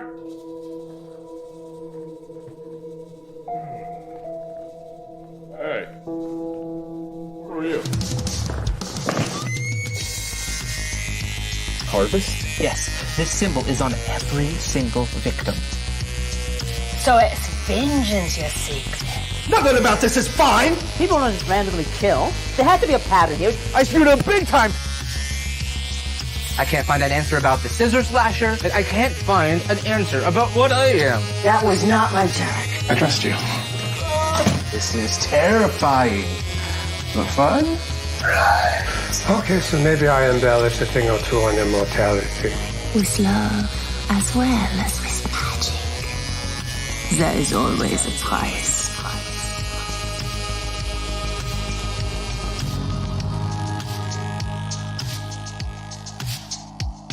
I am very much looking forward to it. And you do have to look forward to 2 new episodes. We are technically, for our Patreon members, terribly sorry to say, yes, behind by 2 episodes right now. But we will get back on top of things real soon. If you're just joining us, my name is Nakia. This is my dog. Baker, come here. I didn't realize I left the door open. You want to say hi? Oh my god, it's a giant schnauzer. No, she's a Bouvier. This is Baker. Oh, a Bouvier. Yes, like Jackie Kennedy. And Pale Chartreuse. Yes.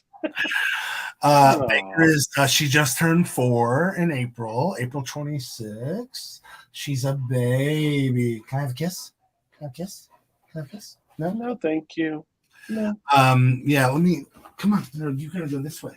You gotta go this way. And did you notice that you were eating a yeast roll at the end of that the trailer? That's what I was gonna say. Yes. So I mean, it comes around full circle.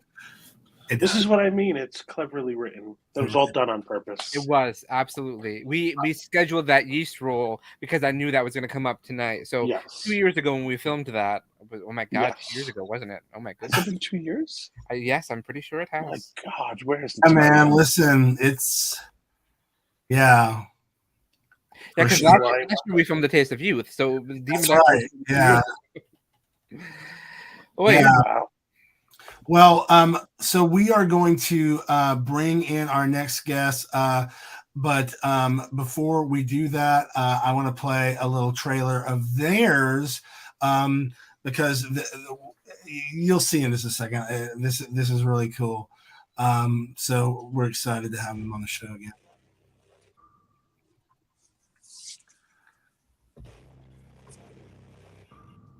Is that loud enough? No. That's good.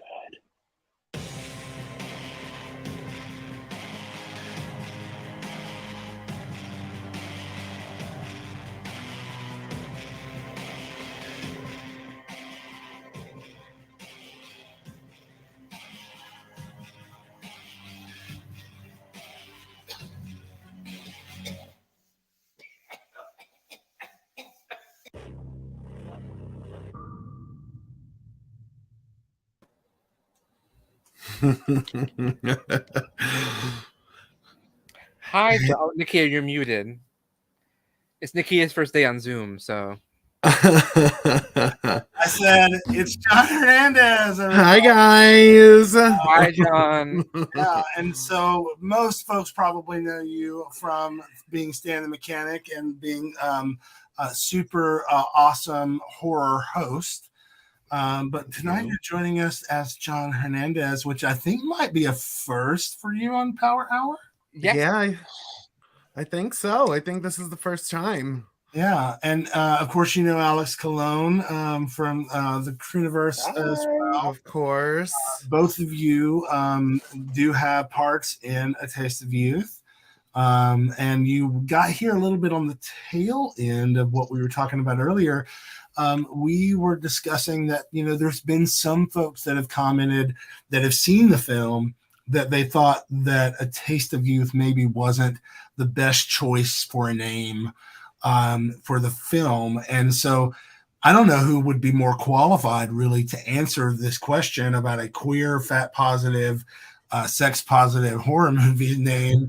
So John Hernandez, what do you think of that title? And does it convey what you know about the movie? I think it does. I see no problem with it. You know, if people are complaining that they don't think it was the right title, are they offering good alternatives? That's a good question. I don't remember from that session. But no. Yeah, I think it sums it up completely. You know, A Taste of Youth. Yeah. I'm down with it. I mean, I was one of the people lucky enough to see an early cut of it, and I was into it. I can't wait for everybody to see it. John, we took the feedback we got from you, and we had another 2 cuts after that. And then we just did another session with a couple other people, and we've done another, at least one, about to be a second cut from that. It's like a completely different movie. Really? It's really, really good. It's really coming together.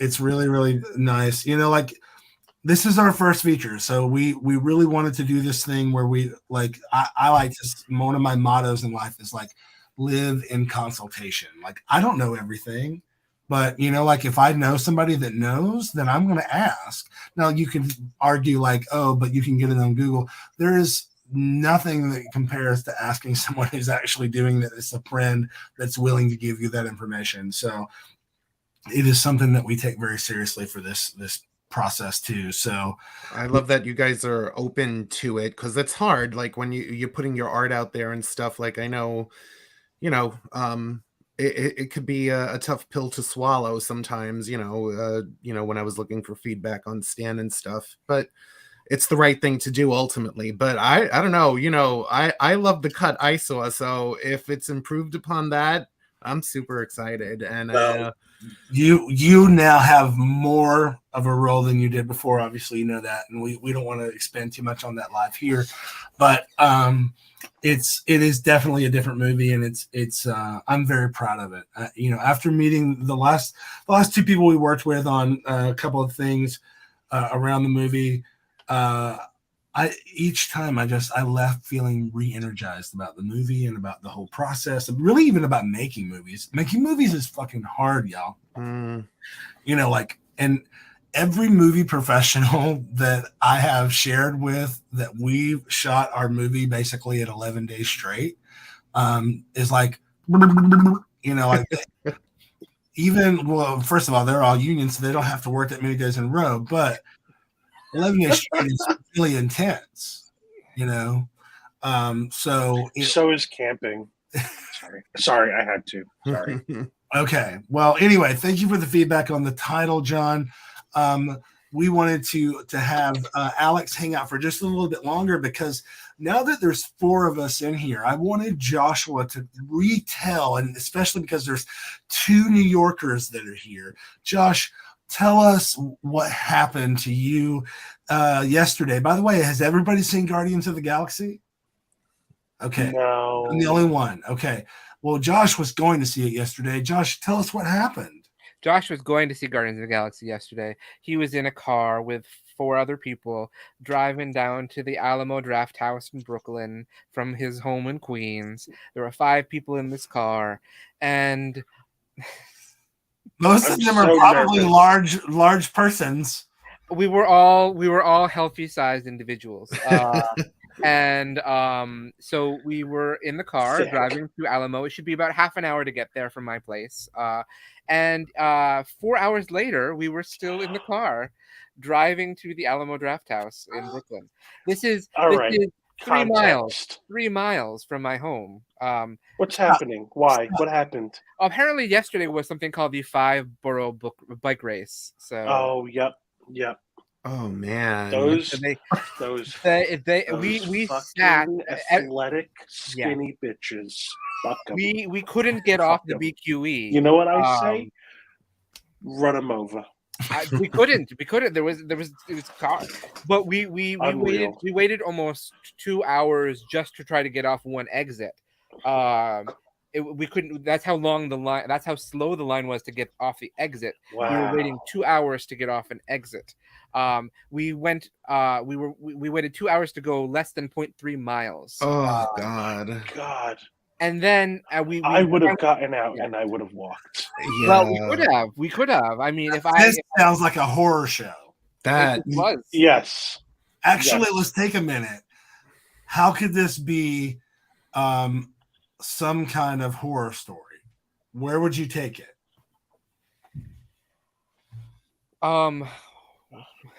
I mean, we just start killing each other in the car. Yeah. Right on the highway. Somebody just rages and something like that. And then half the highway bands together to try to stop him, and we keep seeing people in front of us and the cars ahead of us.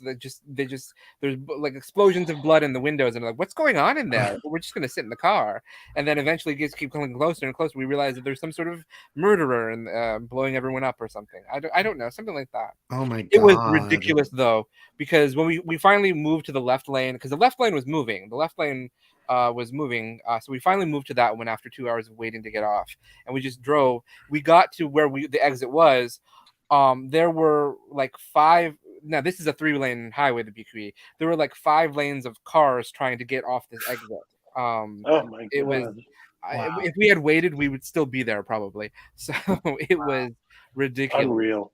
Well, unreal. I didn't see the movie because I thought you boys, as well, former New Yorker and current New Yorker, would get a kick out of that. But seriously, sorry you guys had to sit there that long. Shout out to the 4 other people in the car. Let me tell you. Listen, okay, I would have gotten out of that car.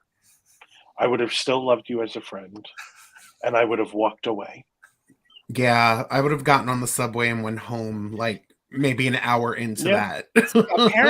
Apparently the subways were a bunch of subway stations were closed yesterday too, because of protests during New York, because of the incident that happened in the subway with the person that was murdered. Oh, gotcha. Yeah, that's very unfortunate. So good for them for protesting. Yeah. Oh, Alex has this actual suggestion for the story. They're trapped in the car, but everyone hallucinates their own reality. Either a demon spirit or a portal story, or both. The portal is a demon. Oh, I like that. That is a good one. Okay. Alex is a very creative storyteller who worked with us on projects before. So,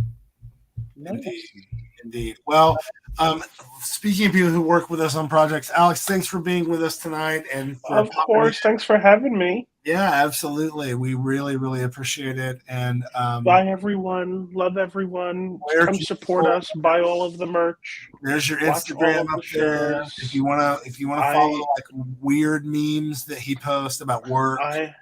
And the Sopranos. All right, calm down. You do. It's usually that it's Sopranos or work. Yeah, it is. It is. It's sassy work. Often you are reposting Catalan's memes, I think. I love Catalan's accounts so fucking much. So shady. Anyway, good night, everyone. Okay, love you all. Thanks for having me. Bye, Alexander. Bye. Bye. How do I get out of this thing? We'll just boot you on your yeast buns. Rolls. Yeast rolls. My mistake. What was I thinking? Have you ever had a yeast roll? Have you ever heard it called yeast roll, John? No, never. Ooh. See, I'm not crazy here. This is the word yeast makes me nervous. I thought you were talking about something else for a second. yeast in New York, at least, is what moist is, I think, to everyone else. Yeah. Let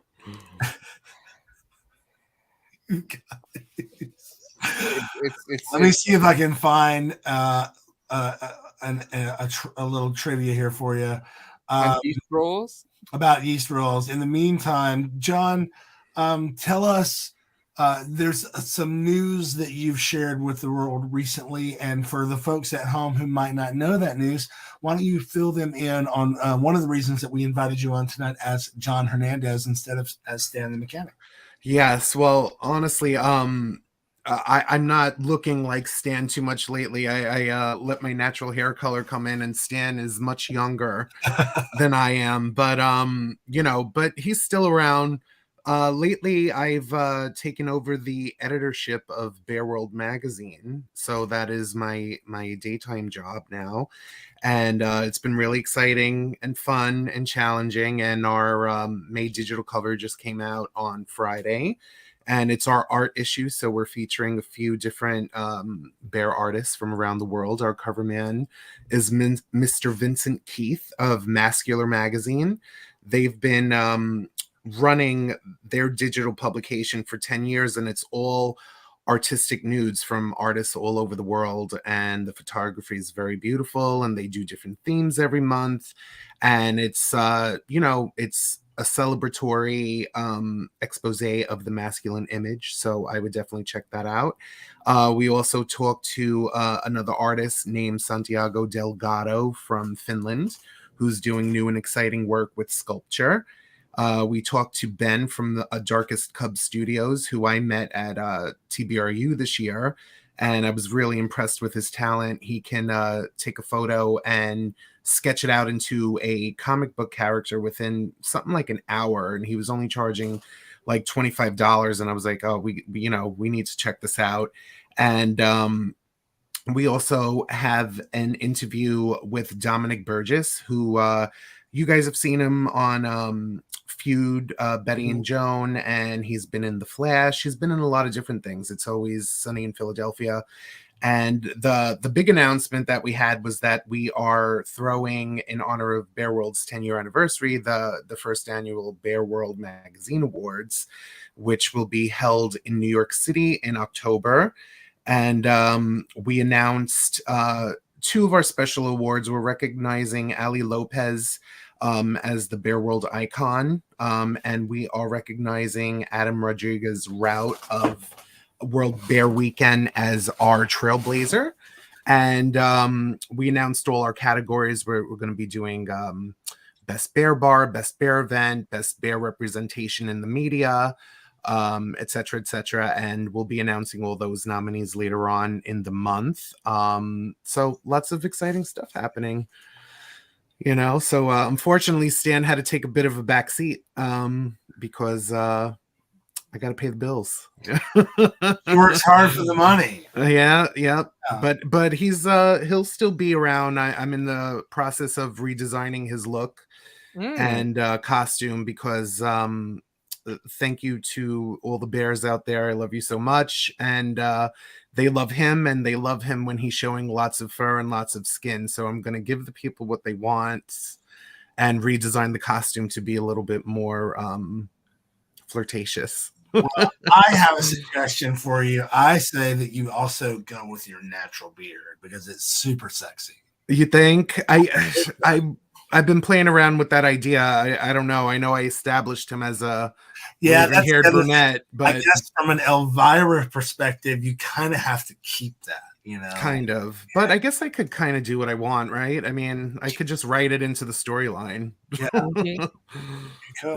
We could figure out something. I don't know. I'll think about it. Well, we're so glad that you're over at Bear World Magazine. They've, of course, you have the all this previous knowledge, so I'm just going to share this for folks at home. But Bear World Magazine's been so great to SideKick and to me as a musician, always supporting the things that we do, and not just taking the stuff that we send, but you are actively looking for news about things. And I think that there's such a lack of that in most of today's kind of niche media. Everybody just if there's a magazine about burlesque people, everybody's sending the press releases and everybody's doing this, and that's kind of what happens. You guys are actually going out and trying to find stories to tell, and find people that are telling stories and highlight that stuff. But you're also doing things like trying to get more involved with events. So I wanted to give you a chance to talk a little bit more about any of the events that you guys are working on, as far as I think you maybe co-sponsoring a couple of things. So is there anything like that you'd love to share with the folks? Yeah, absolutely. We again, as part of the Bear World 10 celebrations, we are going to be having an anniversary pool party at Crown and Anchor in Provincetown during Bear Week. We are also currently running a promotion / contest. If you go to bearworldmag.com, under BW10, you can enter a contest where we're giving away a 1-week stay at the Crown and Anchor during this Bear Week. So we all know how pricey it can be and how hard it is to find accommodation there at this time. So go there on us, please. There's lots of ways you can enter the contest. And in addition to that, we are media sponsors for a lot of different sorts of bear events around the world. So I know coming up in Toronto, we work with the Bears in Excess, which I believe you guys are familiar with them. And they do the Bears in Excess and the Chubs in the Tubs events at the spas up in Toronto. So, we're sponsors of that. And, kind of anywhere we're wanted. I'll be going out to Tidal Wave in Las Vegas at the beginning of June. We love Tidal Wave. Danny and David are great. Yeah, it's my first time actually. So I'm excited. I never saw it in Florida. So my deflowering will be in Las Vegas. Well, I hope there's lots of deflowering. It's a really good time. There's plenty of people to hang out with. That same location is where they held Bigger Vegas, and it was plenty of room for all the big boys to hang out. And perfect time. Plenty of chasers squeezing in between cheeks. It was lots and lots of fun. So, I'm definitely excited for you. Tidal Wave, I've had the good fortune of performing there twice. It's a really good event, and I wish them the best out in Vegas. Yeah, I'm super excited. And, that's an exciting part about taking over the editorship. I'm trying to expand the scope of the magazine. Bear World has always been very passionate about diversity, ethnic diversity in the bear community, body size diversity, body positivity. But I want to, continue that, of course, but expand into sex positivity. So I'm working with 2 doctors. I'm working with Dr. George Forgan Smith in Australia, who is the Healthy Bear Doctor. That's his website. That's how I found him. And he's going to give me lots of information about how we can look after our sexual health. And then I am working with Dr. Daniel Deason, who is a psychologist and a bear and a gamer. So I'll be doing monthly mental health and physical health columns, because I want to really encourage the community to the mainstream media has left us behind. We know this. This is why I do stand. This is why SideKick Productions exists. So we have to look out for ourselves. And, we're the only publication catering really to this community. Not the only, but I want to encourage all of us to kind of love ourselves, take care of ourselves. It's about health. It's not about judgment. And just having a good time. You know what I mean? That's, so it's I want to do stories about different types of sexualities and fetishes and kinks and all that, because there's so much overlap in the bear community. We overlap with the leather scene and the pup scene and all that. So I really, really want to explore that and expand the scope. So it's been keeping me busy. I think it's been fun. A lot of opportunity for you around the sex positivity stuff to lean into, sex worker content as well. Yep. OnlyFans people and Just for Fans, etc. That I think that like there is probably way more bear porn than there's ever been, and I don't see a lot of places that are featuring those types of creators in healthy, positive ways. So full disclosure, I have an OnlyFans. It's something that I think, I thought a lot about this before I created my OnlyFans. There's a lot of people, especially early on, I feel like had a lot more judgment about it. Lately, I feel like not only have more people grown to just say like, oh, it's just pornography, whatever, who cares? But I think a lot of people have also grown to be like, oh, that's like something that they can do to actually make money. Why would I, try to keep them from that? It's like, it's a real living that people make, like people really want to pay for that stuff. So why wouldn't you just like look up to it? It's not like we're hurting anybody. No. So, I'm very, very excited to see what your era, if we're quoting Mistress Isabella Brooks, what Bear World Magazine's era is going to be like 5 years from now. We look back and the first 5 years of your editorship.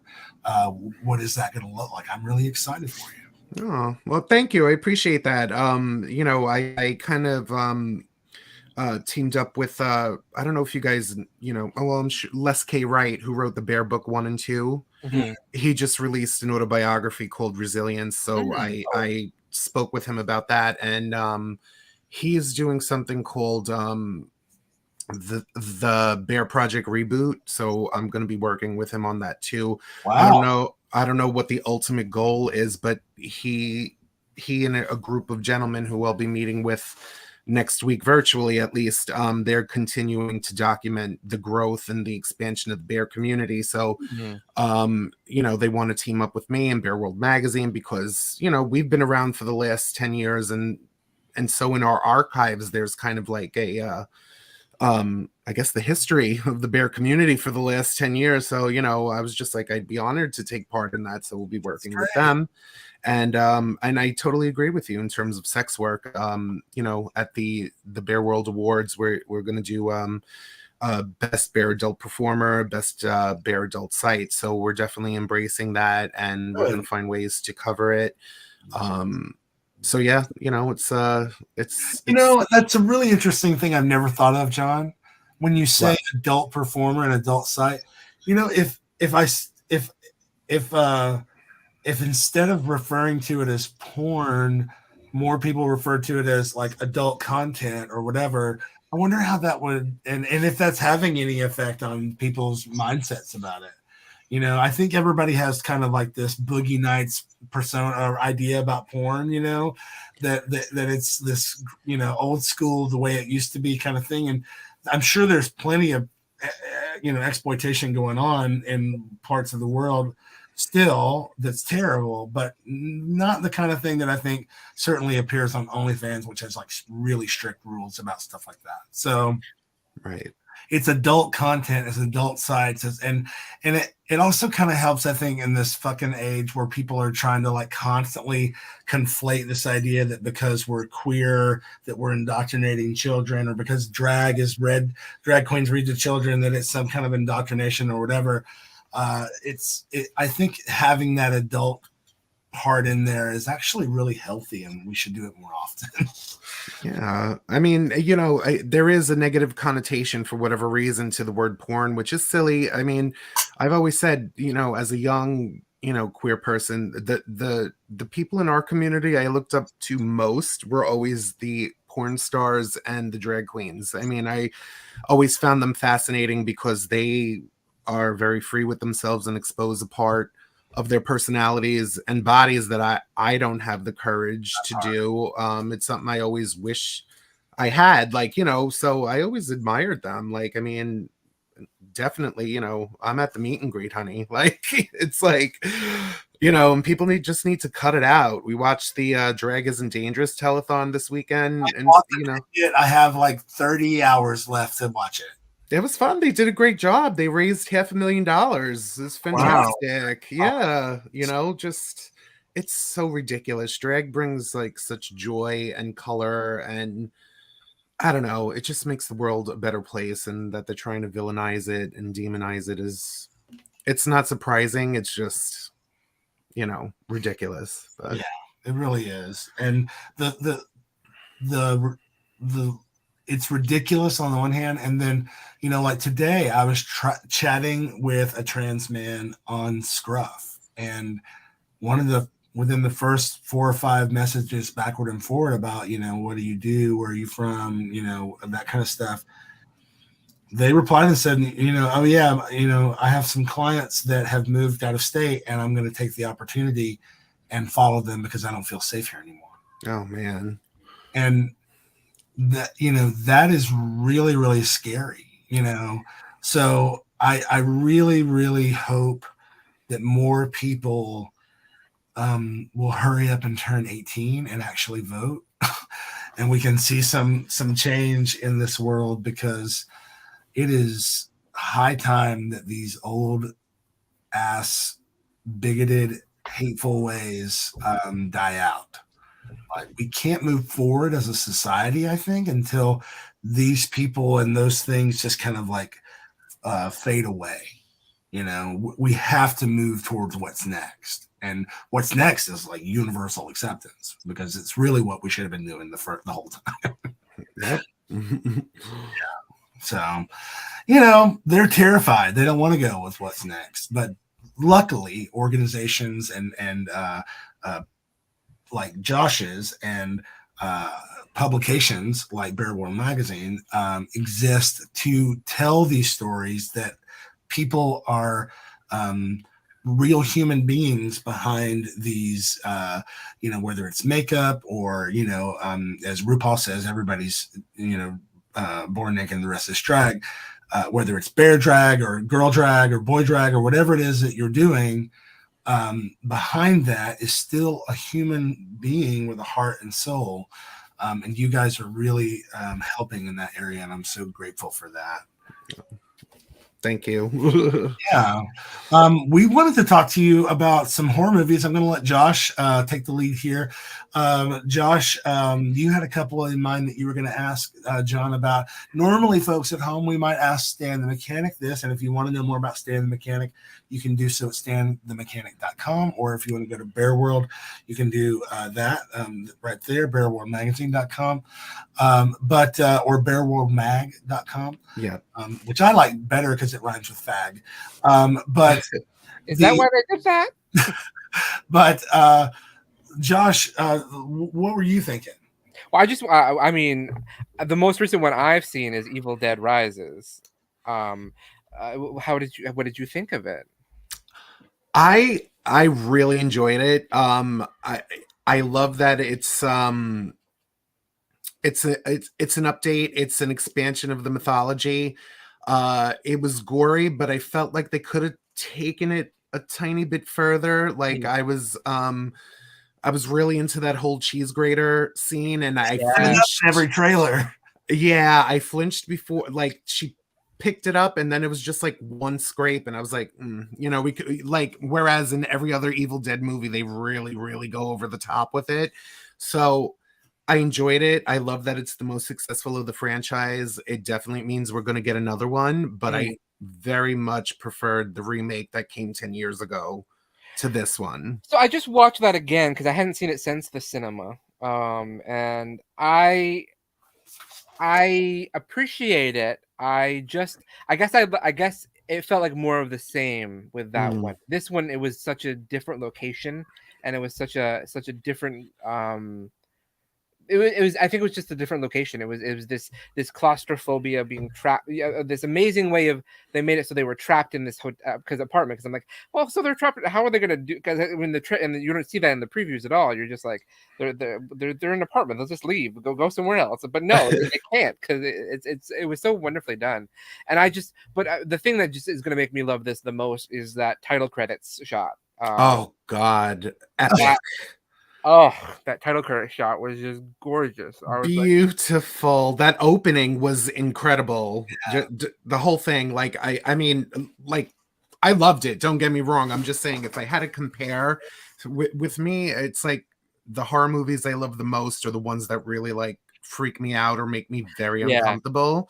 And I would say the remake from, I think it was 2013. Yeah, it was. There was a lot more. There was the stuff with the nail gun. There was the stuff with the needle in the eye. That was. I want to tear my flesh off just talking about it. Like, so, which is a big part of the glass and the tearing the flesh off. Yes. So that's the only reason I would say that one garnered more of like a gross out reaction from me, which automatically means I loved it more. So. I guess I didn't. There was a little bit more humor in this one, because in an Evil Dead movie, I like humor, and I need a little bit of humor, and this one was that. Like when in the sheet, when she came out in the sheet and everything. I don't want to spoil it too much for everybody watching. So, but when she came out in the sheet, that was just like Yeah. Really go see it, please. I think it's coming to digital and like VOD like really soon. Yeah, it's probably ready if it's not already. Yeah. Yeah. I mean, very much worth a watch. Great performances all round.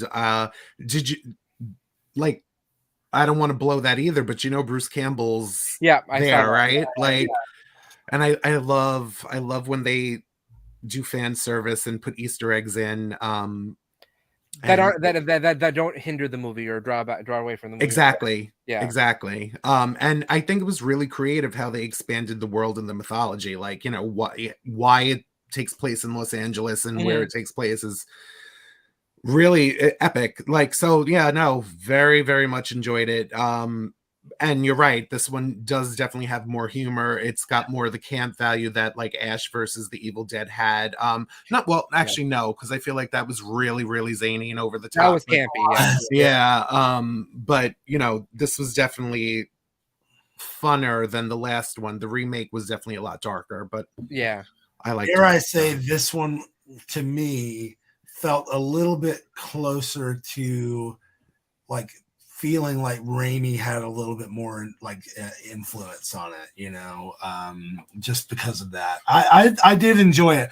My thing, I saw it with Chops, and we both said as soon as it was over, I feel like I wish, since there wasn't a lot of gore, I wish that at least they would have saved a lot of that instead of revealed so much of it in the trailers. Yeah.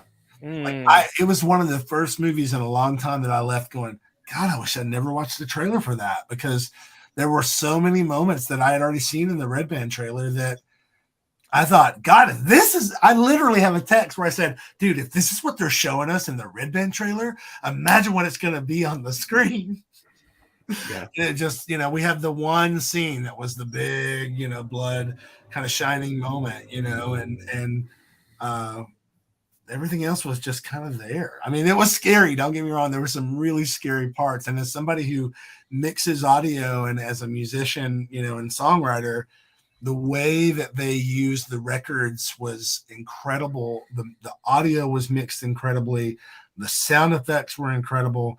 But that's not easy, you know, the way that they were doing that sound. And, you know, most of it, they're trying to make it sound like they're doing it by hand. So that makes it even harder. It was really well done. Yeah, I agree. I mean, I am glad it's going to get a sequel for sure. But there's been some good horror movies this year. I mean, because we started this year was Megan, wasn't it? It started out in January. I think so. I loved Megan. I'm running. I can't remember because it's Megan's already. Everything streams so fast now. I know. Megan's streaming already. Listen, that moment in Megan where she starts singing Titanium. I am Titanium. I was like, oh my God. Everybody in the theater was just totally laughing. everybody got it. It was one of those movies that I was so happy I saw in a theater with people who understood horror and camp. Like, yes, it was so fucking funny. And I still haven't seen the unrated version. They put it out, right? Yeah, it's on Peacock. But it was so funny. I loved it so much. Every time that there would be something else, I would just look at Chops and just giggle so hard. It was really well done. Yeah, I met the little girl that played Megan. Like, she's doing conventions already. So yeah, I went to Monster Mania in March in I guess it was Cherry Hill. And I felt weird, and I thought about it once or twice, because here I am, a gigantic 6'2" bear, going to meet like an 11-year-old girl and ask for her autograph, but I did it. Like, don't get me wrong. And she was just so like gracious and down with it. And I had her sign it to me, and I told her to write "Let's Dance," and it's her like with the mask off, like with the, you know, the paper cutter thing. So yeah, no, I loved Megan. And then Scream 6 came out this year too, and I loved Scream 6 so much. I would dare say Scream 6 jumped to my second favorite of the franchise. Really? I'm assuming the first one is your favorite. The original is untouchable. I'm one of the few that all Scream movies are great. Let me just get that out in the open. Yeah. But my least favorite of the 6 of them at this point is Scream 2. You know, I also don't like that one. That's my least favorite of the 6.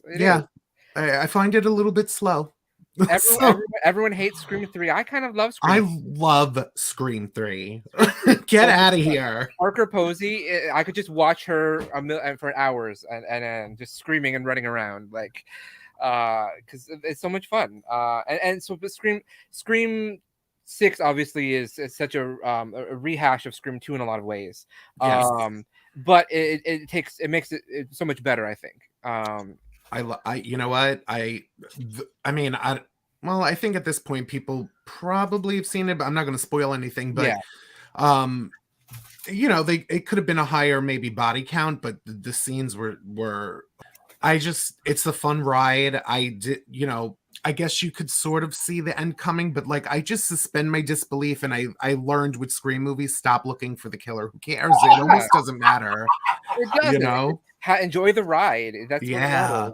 I mean, people are like, I could see it was obvious. I'm like, well, it could have been anybody. They made it obvious to be anybody. So I mean, there's always like red herrings. I liked the big twist of what makes this one unique out of all of them in terms of the ghost face. But I agree. It really made me back the Carpenter sisters, because at first I was holding on after Scream 5. Like, I dug it, but I was still a Sydney purist, and they showed me I love Nev, and if she were to come back, I'd be absolutely thrilled. But they can make a successful Scream movie without Nev Campbell. I mean, really good stuff. I love that. So good. Did you see Renfield yet? I haven't. I heard it's great though. Did you? I saw Renfield. It is so much fun. Good.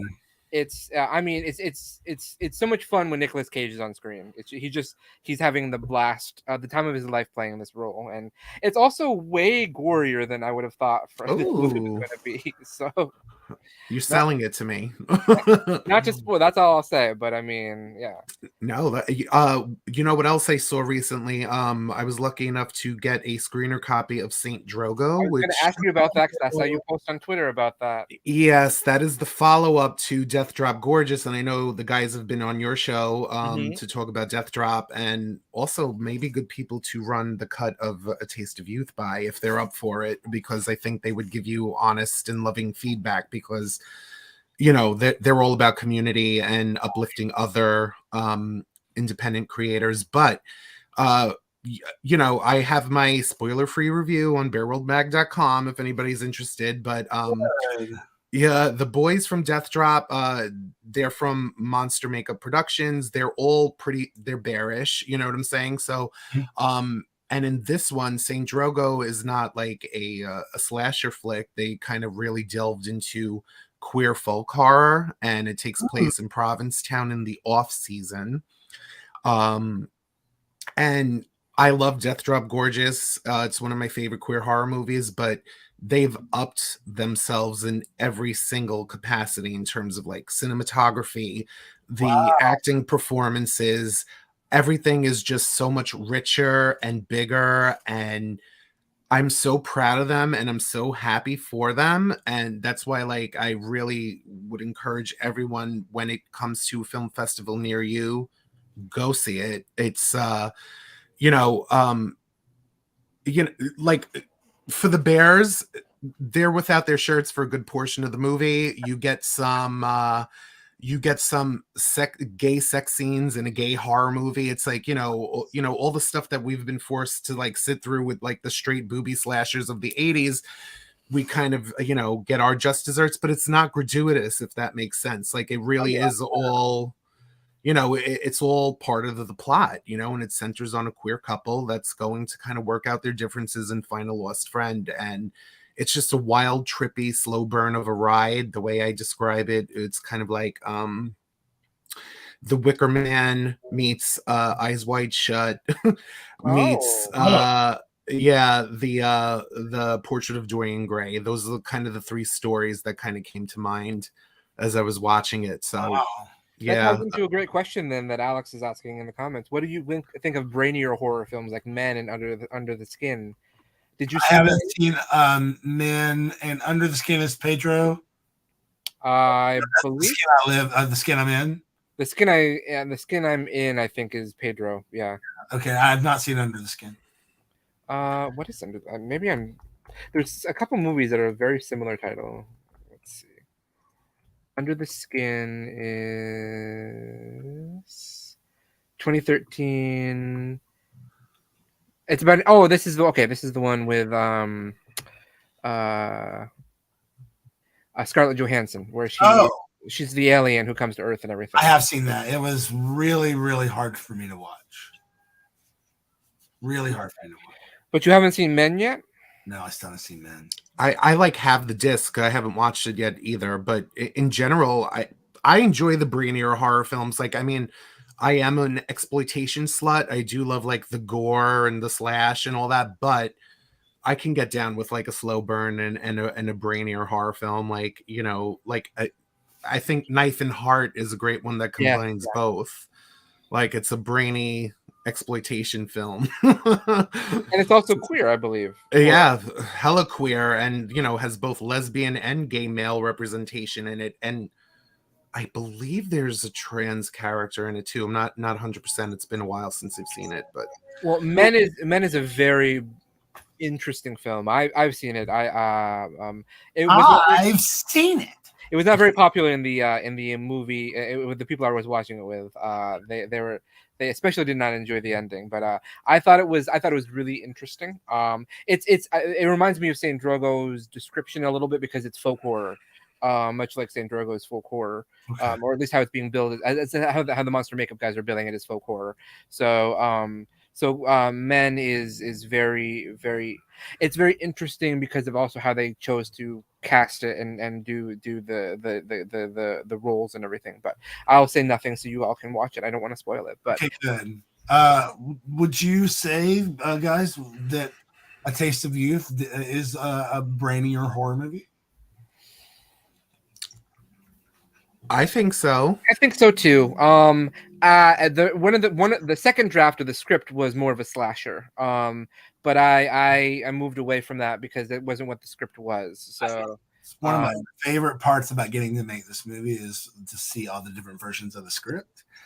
And one of my favorite parts about next year's Patreon is going to be everybody else getting to see kind of where we were headed and the different directions that we took to get to where we end up.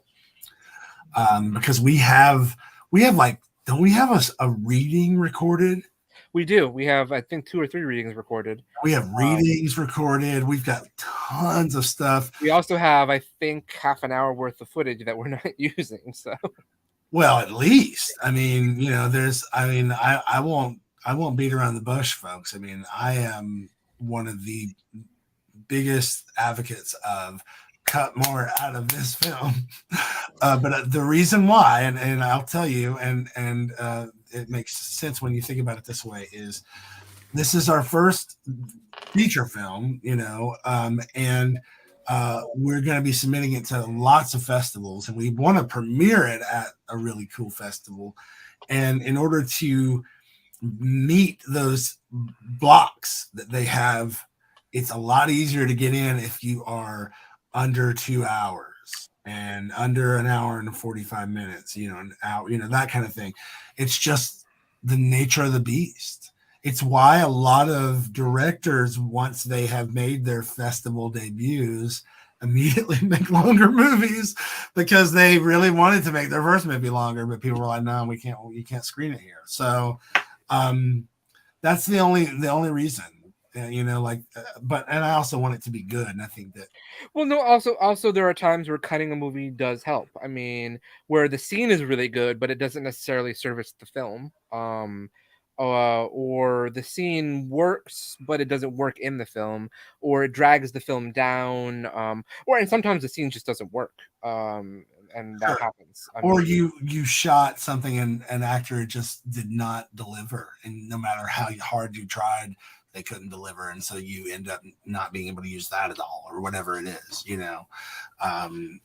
Who knows? But most of the time, I think a scene is cut.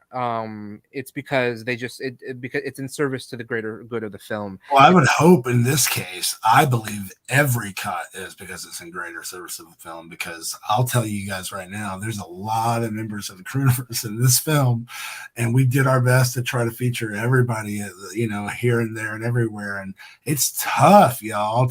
Once the story starts really getting in there, I now know what it feels like to be on the cutting room floor, because there's stuff that I filmed that we're never going to see, but we'll see it on the Patreon. And I wanted to take a minute to remind folks that if you are watching this is SideKick Power Hour Live.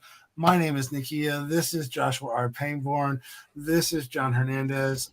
Joshua and I host this now. Coming back again weekly. This is our first show back in a little while, because I had jaw surgery.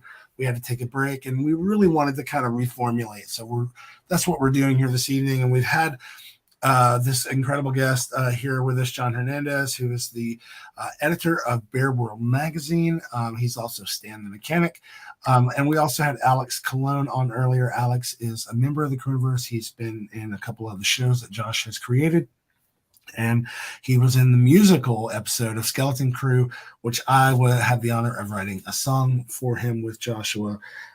So we're back. You can help support this by going through our Patreon, patreon.com/SideKick Productions.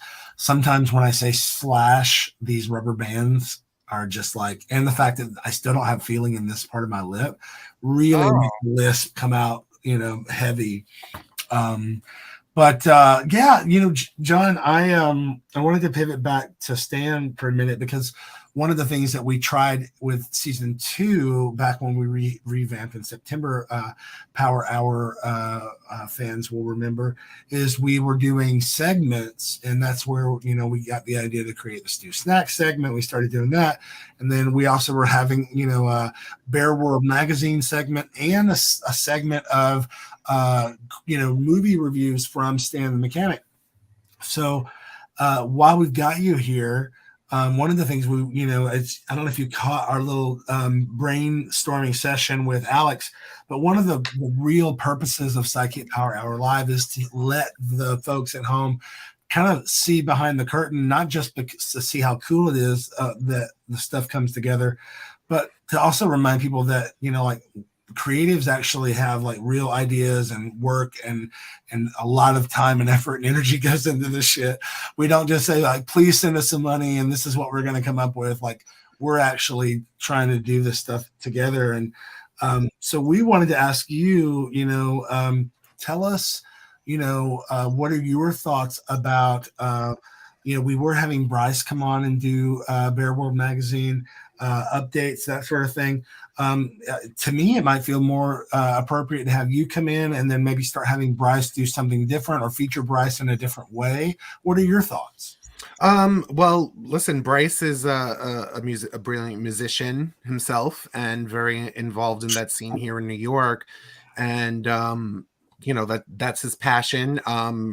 So there's definitely other things that Bryce could do. I'm happy to come and represent the magazine, but I wouldn't want to take that away from him or whatnot, but there's certainly other things that Bryce can come in and talk about. So, and I'm sure he'd be totally up for it. You know what I mean? I haven't discussed it with him, of course, just yet, but I'm happy to do both. Like, Stan's not going anywhere. It's just that I feel like I haven't been able to really put any time or energy into it just because I'm adjusting to the new role, and Bear World definitely takes up a lot of my time. But what do they say? When it's something you love, it's not work, or something along those lines. And it's genuinely something that I really love and I care about, and it's a way to be creative in a different way, because I kind of get to find now I'm always on the hunt for new creatives in our community, and I love nothing more than to, if I think it's cool, I know you guys are going to think it's cool. You know what I mean? So I'm really down with that. But and Stan definitely has things lined up. I have some podcast recordings coming up, and I've been asked to write for a horror publication for Pride Month since I'm Stan. And of course, October is Stan's busy season, so he ain't going anywhere. But so I'm always you see how excited I get when we talk horror. So please do have me back on to talk horror. I could talk about it all day, all night. So we love that, and we definitely I love that. So one of the things that we could talk about too is I think Bryce writes some maybe some music stuff for y'all sometimes.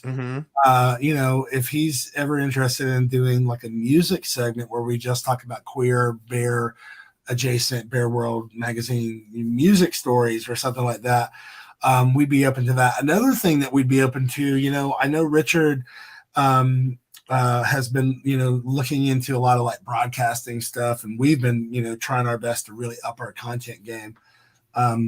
But we would always be open to having,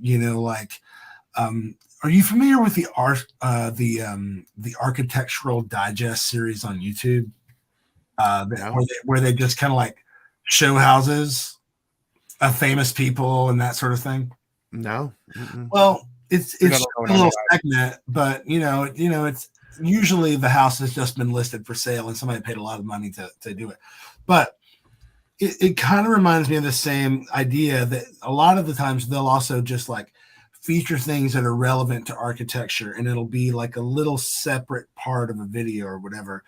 And so we would all definitely be open to this idea of like, a Bear World segment that is, really almost like a Vice News kind of thing, where you like you said you went to a horror thing. Like, let's say you go to a drag event or a bear run. You were saying you were doing a bear run you guys are sponsoring.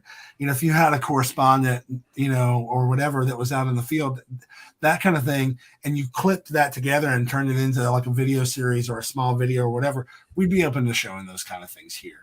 And I think people would love to see that kind of stuff, Sure. That's a great idea. Think like Billy on the Street, and but for bears, and more, more kind of like the original Ross Matthews. Remember the original Ross Matthews bits on, God, what was the name of the show? Was it Tonight Show? Wasn't it Jay Leno's? Jay Leno, yeah, Tonight Show. Tonight Show. Yeah. Isn't that wild that Ross Matthews got his start on the show that was hosted by the person that I was constantly told that I looked like as a kid growing up? Nothing like Jay Leno. But I didn't think so either, but some people would say like, wow, you look like Jay Leno, especially around 4th and 5th grade. Is it because they had a lot of yeast rolls? Remember, I had a much longer face and a big jaw that came out up here. So Jay's got that, he's got that moon, that crescent moon, So anyway, we'd love to do more of that sort of stuff. If you've got ideas and you want to, pitch them, great. One of the things that we did earlier, which was really fun and might be fun for you to do with us in another episode actually was we gave Alex 5 minutes on the clock as an elevator pitch for what would be the best role that Joshua could come up for him, and a show that would be centered around him or whatever he wanted to do. And it was really fun. And the folks at home were getting in on it too. And there's some members of the Crewniverse that are watching live who are also chiming in, asking for roles in this, show and all of that. That could be really fun. Part of what we're also doing in this 3-hour time frame is really trying to hone in on what is our show, and what works and what doesn't work. And the folks who are dedicated members of the Crewniverse, who are paying for the Patreon, who are in the Discord, who are actually, really trying to connect with us. If they want to come in and watch and see behind the curtain, great. We're doing it live. And if other people stumble into it, even better, but the end result, SideKick Power Hour, the episode, the podcast that will come out, will have all these different new things that we can do. And I think that's something that would be a lot of fun, to have people come on and pitch ideas to Josh and immediately watch him try to come up with something. But yeah, we're really excited for you, and we're really excited to hear that you're not putting Stan to bed. We all want to go to bed with Stan, but we don't want Stan to go to bed. Right. Yeah, Stan will stay in bed, but yeah. And I don't know about the folks at home. I'm pretty sure that I can speak for most of our viewers here when I say I really love the idea of Stan coming back with this new look that's a little more revealing, shall we say. I think it sounds like a lot of fun. And I will also say this, I've since I've become an OnlyFans creator, even actually before I became an OnlyFans creator, I've been pushing Josh to try to do something like that. But that's not really his thing. I mean, he gets naked on camera for films and stuff. But I've been you should just do Joshua pinups, cute, sexy pictures, in Speedos and stuff or whatever. I would subscribe to a Stan the Mechanic OnlyFans that shows more skin. It doesn't have to, show, full on nudity or whatever, but I would definitely be interested in something like that. So, whatever you've got in your head coming this way, we're going to be ready for. I appreciate that. Yeah, it's definitely something to keep in mind. I was supposed to do a photo shoot with Catelyn, but I had to cancel because I want the new costume ready. I said, when the new costume is ready, we'll do something grand and, for sure, definitely more revealing, more, maybe clever nudes in so far as there's something just blocking the right places and stuff like that. I don't know, but Austin Powers. yeah, exactly, something like that. Just because I feel like just like Elvira never crossed a certain line, I don't think Stan should ever be seen in his nude, really. But no, I very close to it, perhaps. But totally, I mean the photo shoot that I did with Catelyn. I'm still posting things from my OnlyFans from, there are some full on reveals, but there are a lot of those it's just you're turned the right way, or your arm's in the way or whatever. Exactly. But he's such a professional. And obviously we had him for the director of photography for A Taste of Youth, but, it was so comfortable. It felt natural. I had as you can see, I had a Linda B on set, a cisgender female woman who, how many different ways can I say that? She was totally cool. She's very professional. She was like, listen, this is not my first rodeo at one of these. I live in New York and trust me. I was like, okay, cool. We love her. She was also involved in A Taste of Youth in that she helped us get Maya, and she did our SideKick Productions reel. So we love Linda B. But I can't wait to see what you do with Catelyn. He's so talented. He's really he's great, and he's I don't know, he's very supportive and creative, and honestly, I put out a picture that he took of me just because, like, I remember this. We were filming one of the Stan episodes, and we were in the garage, and it was the afternoon, and the light was coming through the window in a certain way, and he like stopped everything we were doing just to take like a couple of pictures. And the picture that he took, I tweeted out on Twitter just for shits and giggles last week. It got, I don't know, it ended up being viewed over 60,000 times. You know what I mean? Wow. Like, which is as close to viral as I've ever gotten. And it's just that all comes down to him, his eye, the framing, and just, you know, yeah, I can never say enough about how talented he is. He's a good guy. You know, he's got a love and a fondness for the bigger bare body, so he shoots it lovingly. Let's put it that way. So, in my hand, I have something here that I wanted to open. I recently became a subscriber for the first time in my life. I always wanted to have a subscription to Fangoria magazine. And this is the Evil Dead Rise issue. But I just want people at home to realize they only put out like 7 of these a year now, I think, or something like that, or maybe less. But like, they put so much love and affection into these magazines. Like, it is incredible. Like, if you follow their Twitter, and any of the people that are involved, if you follow their Twitters, they're all very pro-queer. Lots of them are queer.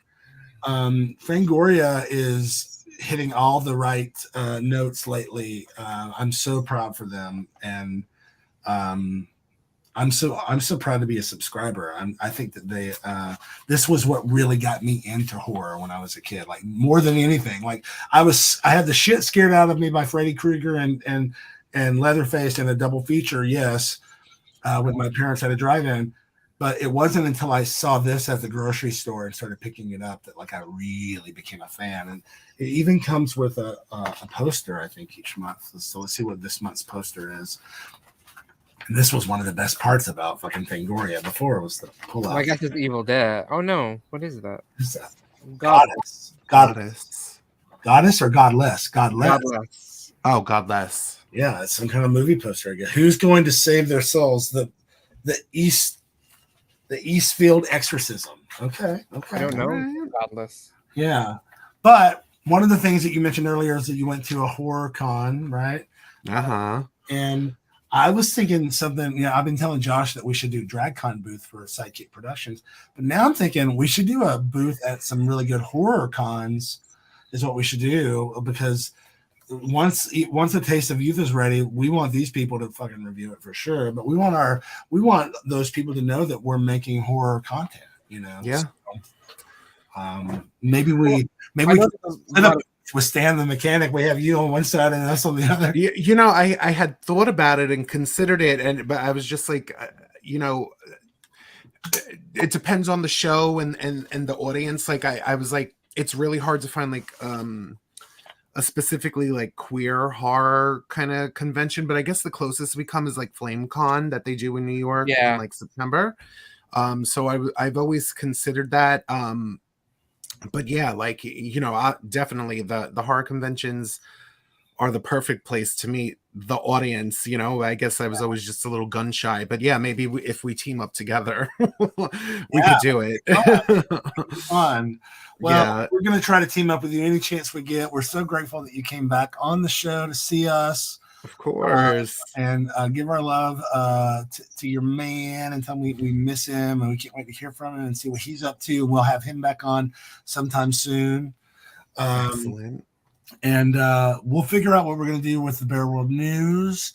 We'll start throwing some ideas around about that. And we're ready for Stan when you are. Yeah. I listen, hey, I still have a couple episodes up at stanthemechanic.com and at stanthemechanic on social media. Please follow and check it out. Everybody, definitely, if you were not already, as we saw earlier, people were asking in the comments. So definitely check it out. John Hernandez, thank you for being here. Thanks, guys. Thanks Great to for see coming. you. Wonderful to have you tonight. I'll see you soon. Bye-bye. Bye. Bye. Oh man, I love having him on. John is wonderful, and he's so much knowledge of horror, which is, of course, something that I adore and you tolerate. No, that you also enjoy. I adore it. I mean, listen, this is one of the reasons that I decided to subscribe to Fangoria. Well, the main reason was because of their editor. He has really proven to me time and time again that he's like, not only is he really knowledgeable about horror, but he really cares about the people who make it, and he cares about helping put a spotlight on creators that need it, that deserve it. And I thought, you know what, that's the kind of thing I want to support, right? Like that's the kind of thing I want to support. And I know we've been talking a lot about trying to get reviews and that sort of stuff. And I thought, man, for these places that I really believe in and that are doing the work that I want to support and that I want to see my work supported in, if I've got the money, I'm going to try to support them too. No, absolutely. I think that what they do is really great. And Phil's his name, yes? Yeah, Phil. Yeah. Phil. I follow him on Twitter. He doesn't follow me, but that's okay, Phil. He does follow me. I know he does. I make horror movies, but he follows you. Hello, I just made a horror movie. I know. But Phil is really great. He posts a lot. He's very supportive. There's a couple really, really wonderful. I mean, horror Twitter is a really beautiful place. Most of the time, there's very supportive people on there. Yeah. I'm lucky that I'm part of horror Twitter in both the fiction and the film sides of things.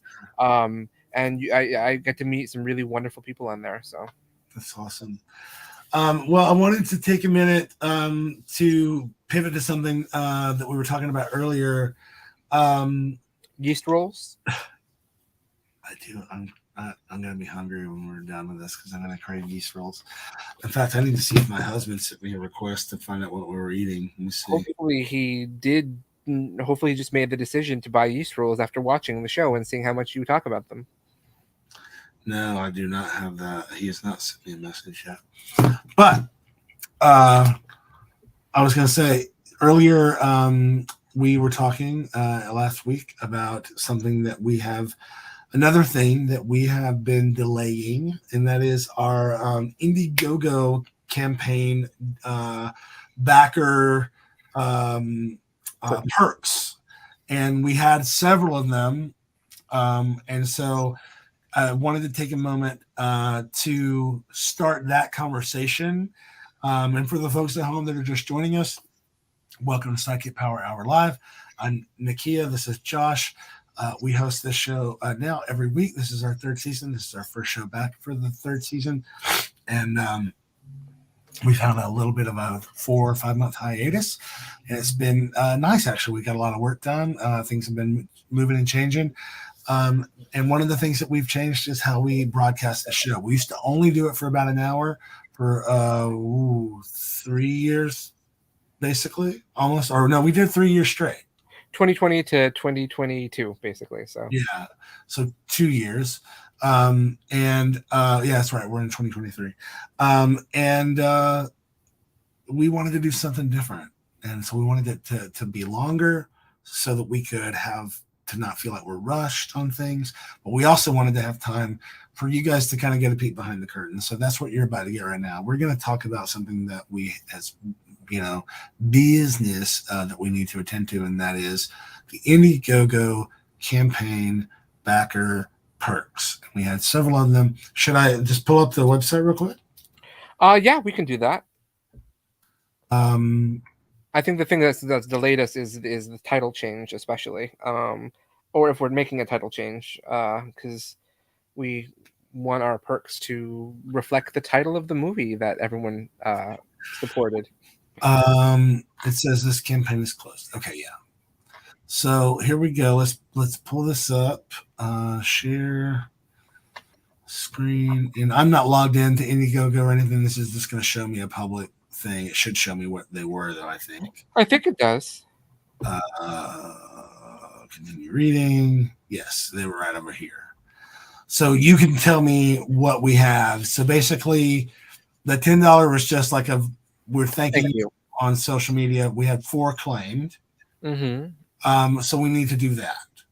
Yes. That's super simple. So why don't we start with that real quick? Well, I guess before we can start with that, you had a pretty good point, actually. We kind of need to decide before we start making merch and stuff what the title of the name is. We do. That's the hard part. The title of the name is not the way to say that, Nakia. I understand what you were saying, though. I think you've just been, you're just so hungry for yeast roll. Well, I am getting hungry. That is true. I've yet to hear a name besides Wasted on the Young that rivals A Taste of Youth. Youth Juice is cute. It's more campy. And, I will never go with Youth Juice. But I would consider something like euthanasia. I wish you would have brought this up earlier when we were talking about it with the other people. You never brought up euthanasia, and I had probably disliked it enough that I had forgotten it. So really, it's one of the most popular ones when I talk about it with people here. Well, first of all, we should tell people at home that we're not trying to say that it means young people in Asia. No, euthanasia. I think everyone knows what euthanasia is. But I think you would be very, very shocked to know that a lot of people don't know what euthanasia is. In fact, I would venture to bet, especially now that they are trying to change the way that children learn about things like the Holocaust and all these other things. There's a lot of terms like that you're not going to hear more about. So that's one of the reasons, like TikTok generation, you think they're hip to euthanasia? I think so, but I am not the TikTok generation, so I don't know. To me, it sounds like a Girls Gone Wild spinoff. Like, Girls Gone Wild, euthanasia. Well, again, it's not youth in Asia. I know, but that's because you are forcing the word youth into it. And then technically, the EN in some languages also means in. Yes. So I don't know. I'm not the biggest fan of that. If you're watching at home, let us know.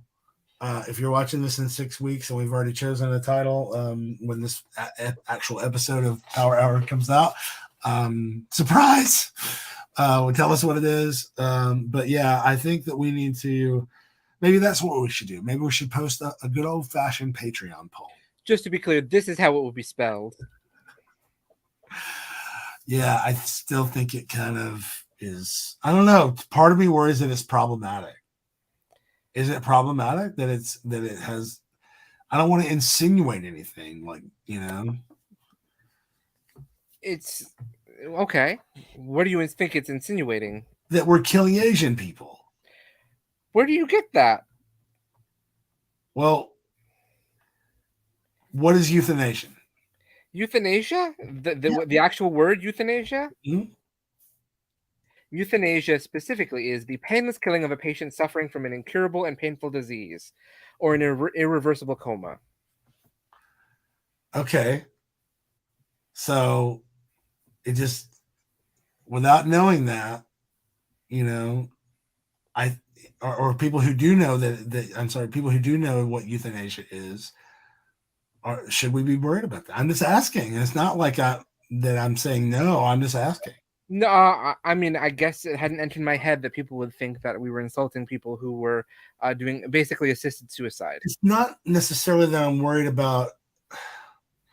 It's almost less about worried about insulting them and more about, does it say what the movie is about? And would people can think, earlier you were saying Cocaine Bear is about cocaine bear, a bear on cocaine. Okay. So would people look at this, and by people, I mean, maybe not people who are super smart, I don't know, but would people look at this and say, oh, that movie's about children in Asia?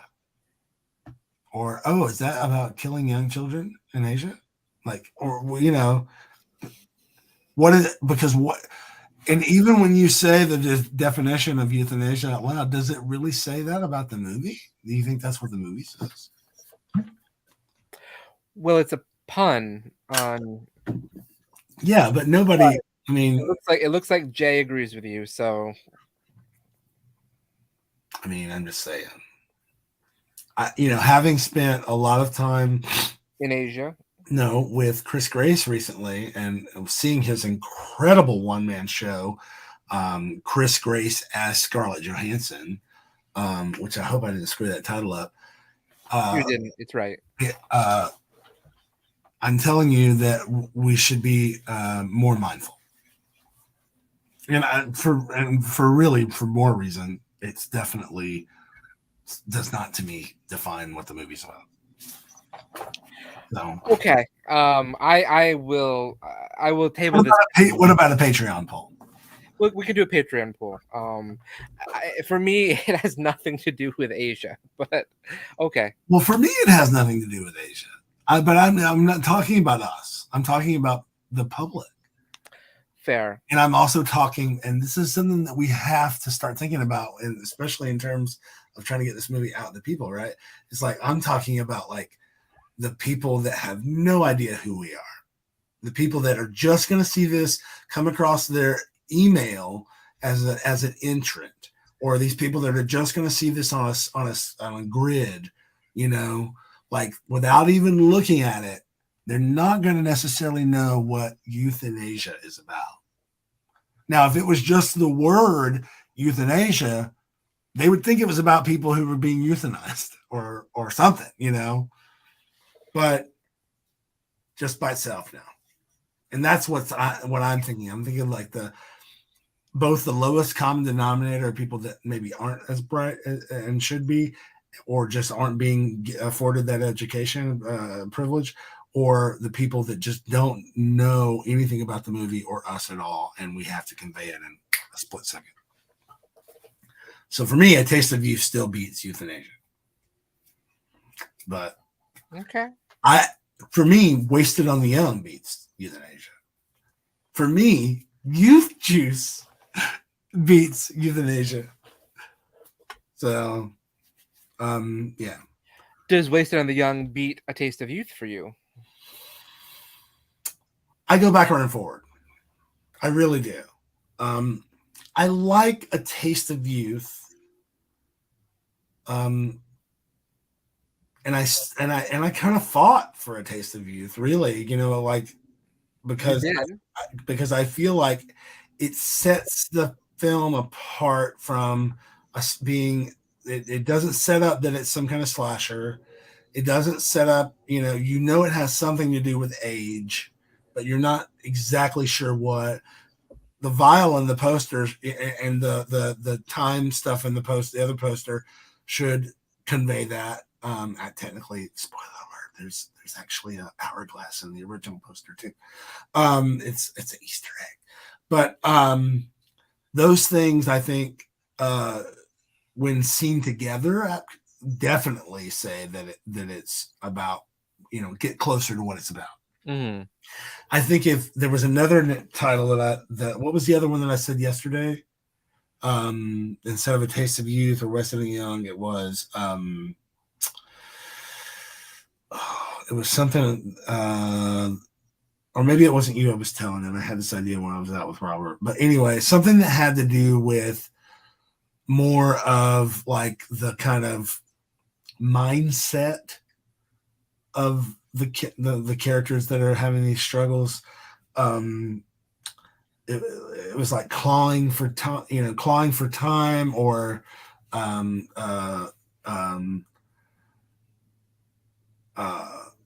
killing for time, something like that. It had something, kill and time or whatever were in there or something. I can't remember exactly what it was. It was a long day, but I do think we need to just do one final round of like, let's. I don't know. Do we do a Patreon poll, or do we just stick with our gut? I think we can go with a Patreon poll just to see what people think about it.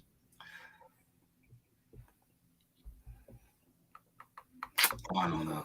So far, I think I've counted 2 people that disliked the title. How many you, or at least were confused by the title? The current title, you mean? Yes. I know one person here who doesn't like the title as much as Wasted on the Young. Gotcha. And then we have the person we spoke to. Right. So that's 2 That's people 3. I know. That's 3. Because if you add Catalan, because Catalan didn't like it. I don't remember Catalan like it, but I also know that Catalan doesn't like a lot of stuff. So he liked the script though. He loved the script.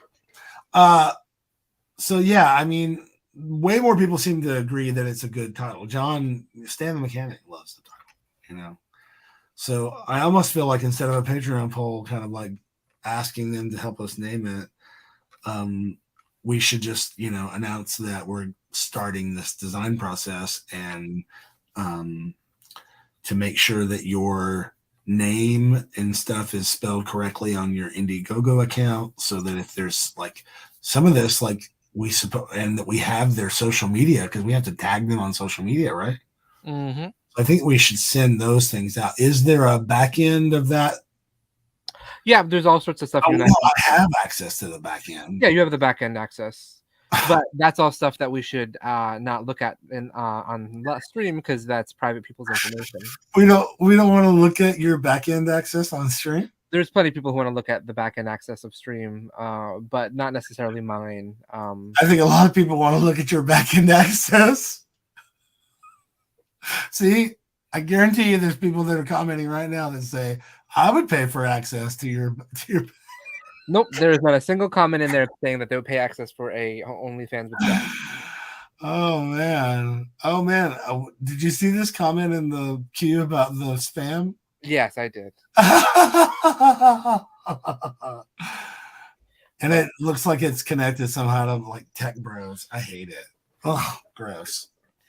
We do have a question about Skeleton Crew, though. Hi, Josh. So Bloodshot Bear wants to know, hey, Josh, after is Skeleton Crew is done?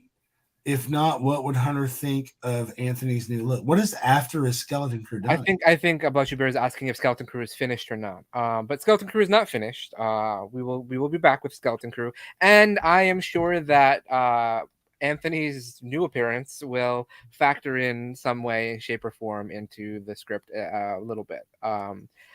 If you recall, in the end of season 4, end of season 3. I'm sorry. End of season 3, there was a good deal of discussion where Anthony almost shaved his beard, and then he was interrupted because Ernie was at the bathroom door. And there's a lot of discussion about Anthony trying to decide is he looking the way he does because he's trying to make other people happy, or is he looking the way he does because that's what he wants to look like. And so we might revisit that since Josh is currently clean shaven, and he kind of likes the clean shaven look. I think it works for me. I know not everyone enjoys my clean shaven appearance, but I do. I love it. I think it's great. Yeah, you're giving. I told you earlier, you're giving Lord Farquaad tonight. So that's not what I would want to hear. Thank you very much.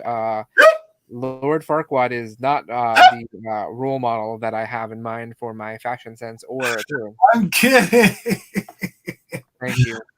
I'd rather look like Shrek than Lord Farquaad. So hey, listen, we already have an actor who looks like Shrek in the Crewniverse, so we can't have 2. Is it you because of your hair? No. Thank you, Christian. That is not a compliment. That is not a compliment. Someone comes to my defense in these comments. Okay, you're giving me what's her name? I can't even think of her name right now. You're giving me Carney Wilson from Wilson Phillips.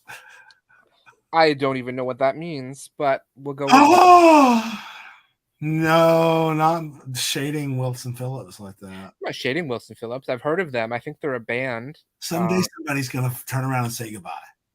Oh, it's that song from the Bridesmaids movie. Well, then, baby, why don't you turn around and say something else, because I forgot the lyrics.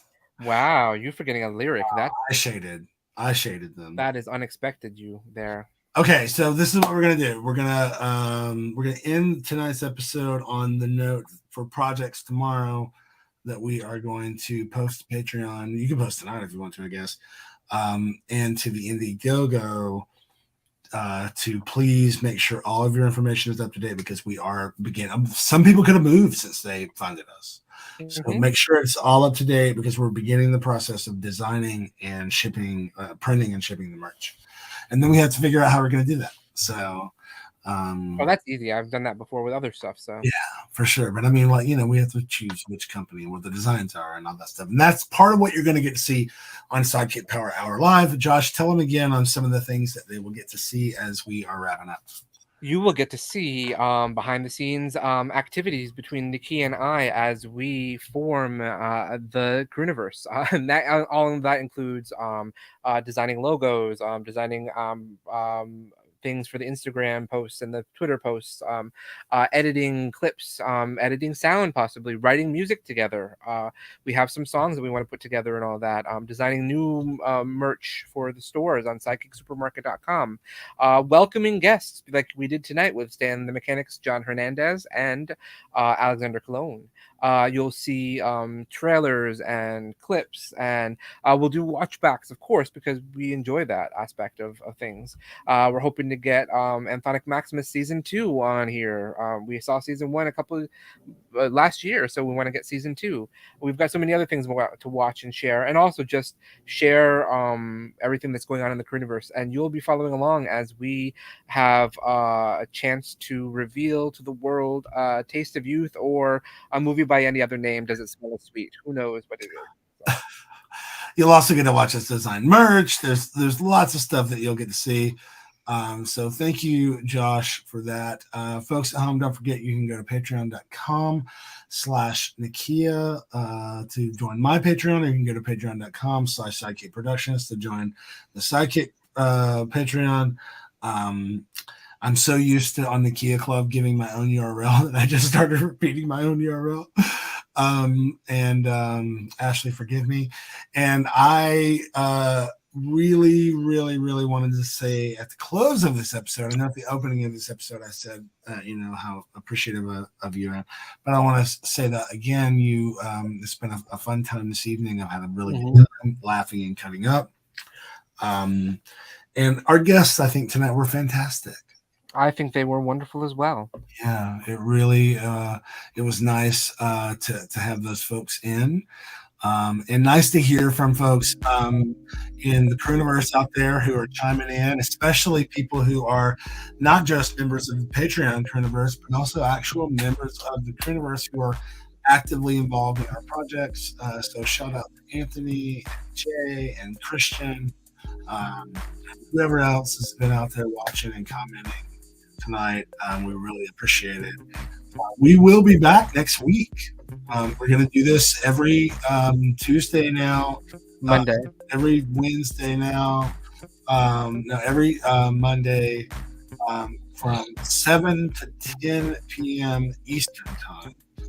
At 6 to 9 Central. I can't think of anything else that we didn't cover. Except just to say again, thank you all for being here tonight with us. I had a blast, and I can't wait to have more fun with you as we talk more about our new secret project too. Yes, for sure. And as you can see, we got a cute little graphic here.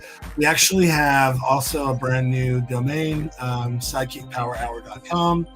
I will see lean this way, and so you can go to that. Yeah, I can't point that way. Oh, there we go. Wow, it's so weird. Nobody points like this, by the way. Oh, I can show off my tattoo though. Look, you can't really see it. It's upside down. Yeah, maybe next time. Yeah, I got a new tattoo. I'll bring a photo of it. I need to post a reel or a TikTok. It's so. Today I tried to, the little reel I posted right before we started. Mm-hmm. I tried to upload it to TikTok, but then I had saved it from Instagram. I didn't download the audio because I had put the adulting in the background. And so then I tried to redo it on TikTok. It didn't work. And I was thinking I could have just shot this and then edited it and then uploaded it in the time that it's taking. I I just get so frustrated with it. I don't want to fuck with it. So it's so dope. But anyway, thank you so much to the fans who are out here tonight. Shout out to everybody who commented and liked and shared our stream. Those things mean a bunch. We don't just need your money, we need your love. We really appreciate it. And we will be back again next Monday night. Tomorrow, Wednesday, and Thursday, you can catch me over at my Twitch. Twitch.tv/Nakia TV. We'll figure it out. I'll see you guys there. Thanks again to all of our guests, and of course to Josh, my lovely co-host. Love you a ton. See you next week.